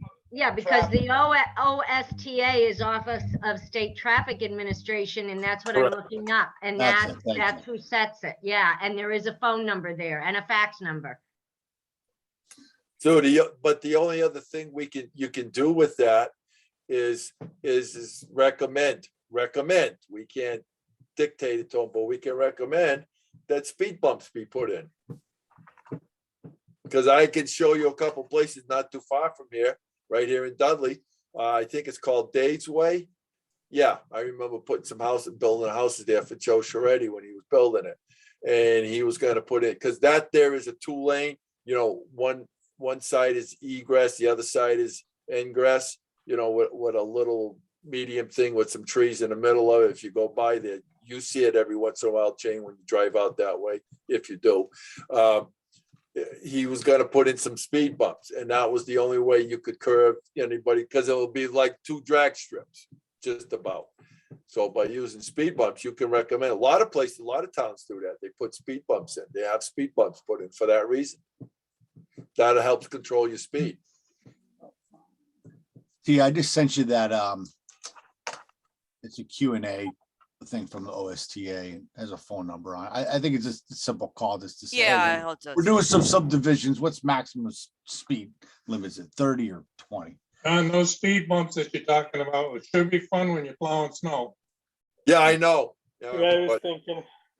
well, I'm just saying, it's just, it's just a recommendation, not saying he has to do it, but, you don't have to put in 30 of them, but, some of them put it at the beginning, some put it in the middle, it's just so they don't get going like everybody says, doing 40 miles an hour on a 1,000-foot length of road. So there's okay, always so little thing, but You can it's just pull out in the winter time.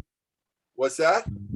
They do have the rubber speed bumps that you can pull out in the winter time and put them there in the spring, Right. Well, yeah. Well, like I said, that would be a recommendation. You're not going to say, no, you got to do this, but recommend this for this reason, whatever. But Tira, we're at 9:02. What do you want to? I just want to, I was just about to say the same thing. There's just this one more comment on this page, and it's as good a break as any. And it's just a factual thing that Janet brought up. So I just want the commission to see that it's here. In determination, stopping sight distance for motorists is measured from the driver's eyes, which are assumed to be 3.5 feet above the pavement surface to an object. In our existing subdivision regulations, it says a 1/2 foot high on the road. Janet points out the height of the object should be 2 feet as per AAS HTO/CT standards, not 6 inches. That is obsolete. So I'm just making that change. I just want you guys to see that I'm doing it.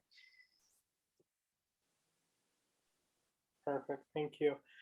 So I know we didn't get through much page length wise, but I think we did have some good framework conversations. If that makes sense. So thank you, everyone. I think we got somewhere tonight. Yeah, we did. So let me just, and before we all sign off, I just want to recap. So we have this sample that everybody seemed to like from Granby in terms of the layout and formatting, not necessarily the standards, which we still need to compare to what our existing are and what our goals are.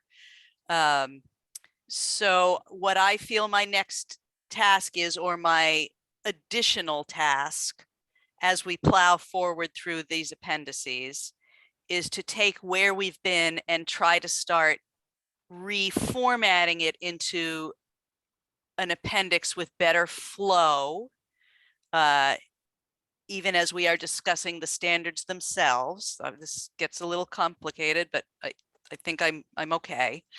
But the You're next time we meet, we'll continue with the text we have so that we can continue to discuss those standards.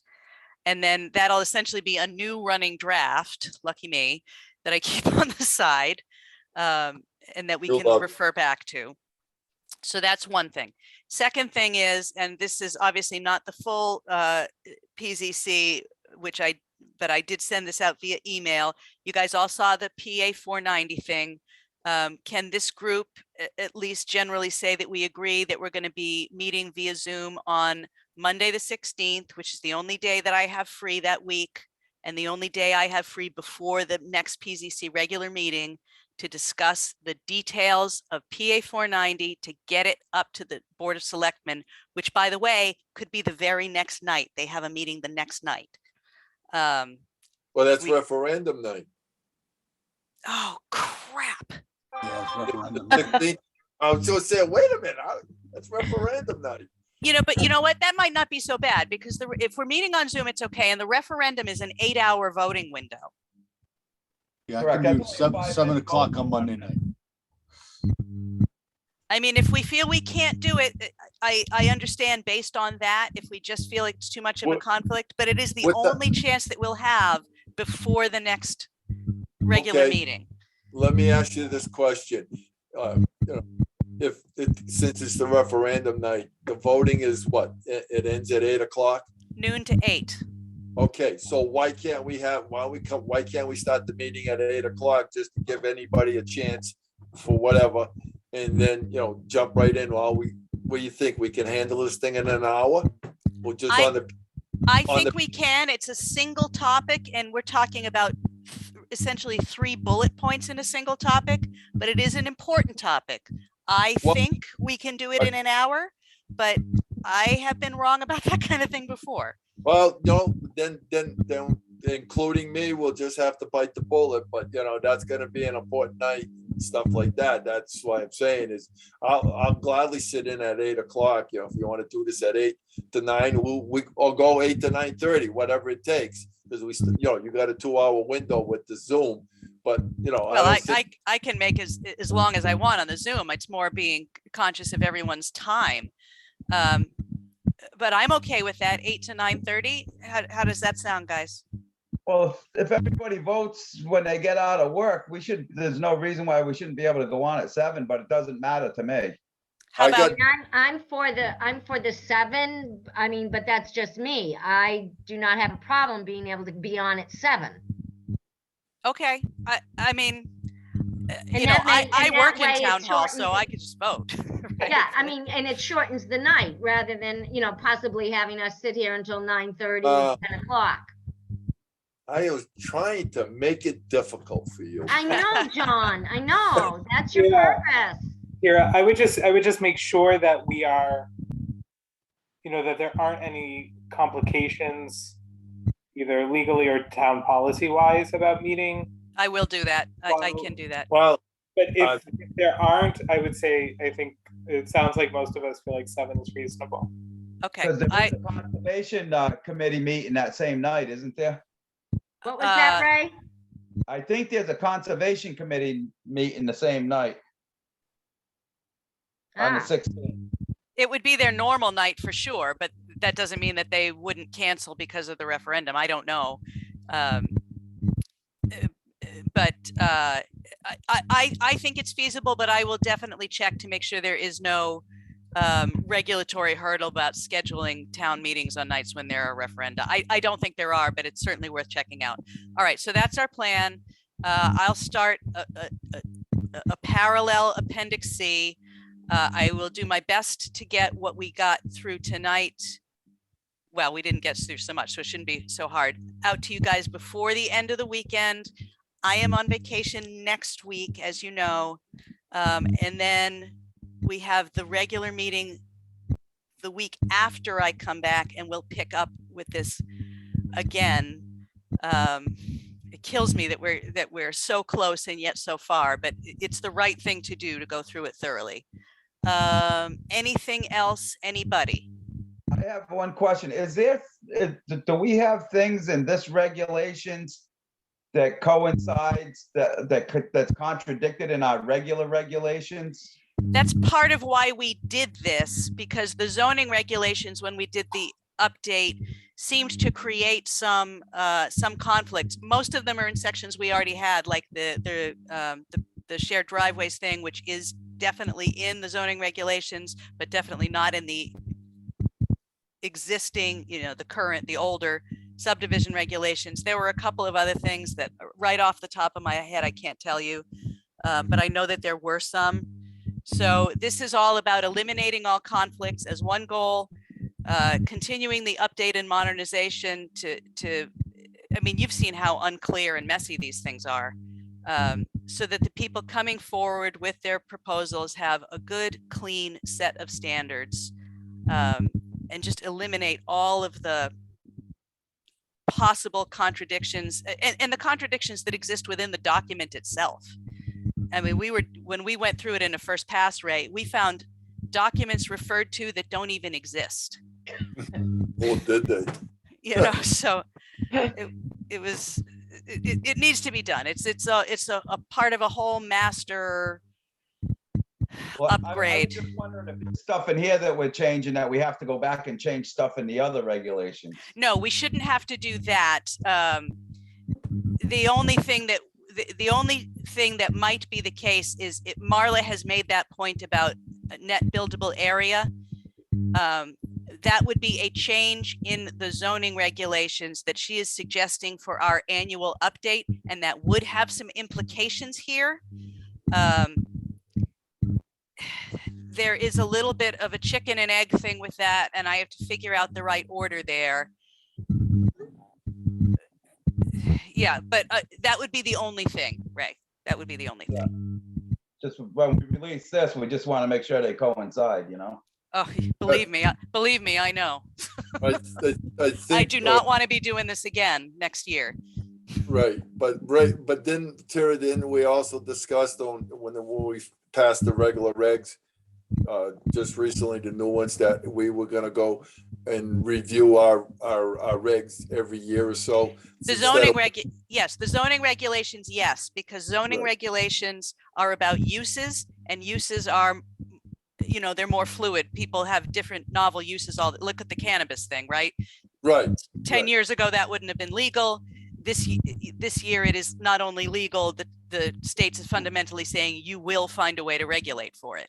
So, That's why we it's, discussed it. We said we would do this because if the state regulation changes, we have to kind of, instead of waiting 5 years down the road or 6 years and be behind, we could Right. at least make the changes to state. That was the beginning, the original whole plan behind it on the regs. on the was to- zoning regulations, on yes, but zone- the subdivision regulations, No, we we do could do not it. want to change every year, because that's how you No, divide I- land. Dividing I'm not- land is fundamentally a permanent act. not talking about the sub, I was talking about the zoning regulations. So we, Right, we won't have all that controversy. right. So that means that you have to get this right. Correct. Okay. Yes, Thanks, please. thanks, Cynthia. Oh, you're welcome. Okay, any other questions? Good night. Hearing Make a none, I motion. will move on to item 3 and entertain a motion to adjourn. Make a You got motion. Motion made by Mr. Poplawski, seconded by Mr. Second. Williams, I think. Mr. Let's go. Williams. This meeting is Good. adjourned at 9:13. Thank you. Good night. Good night, everybody. All right.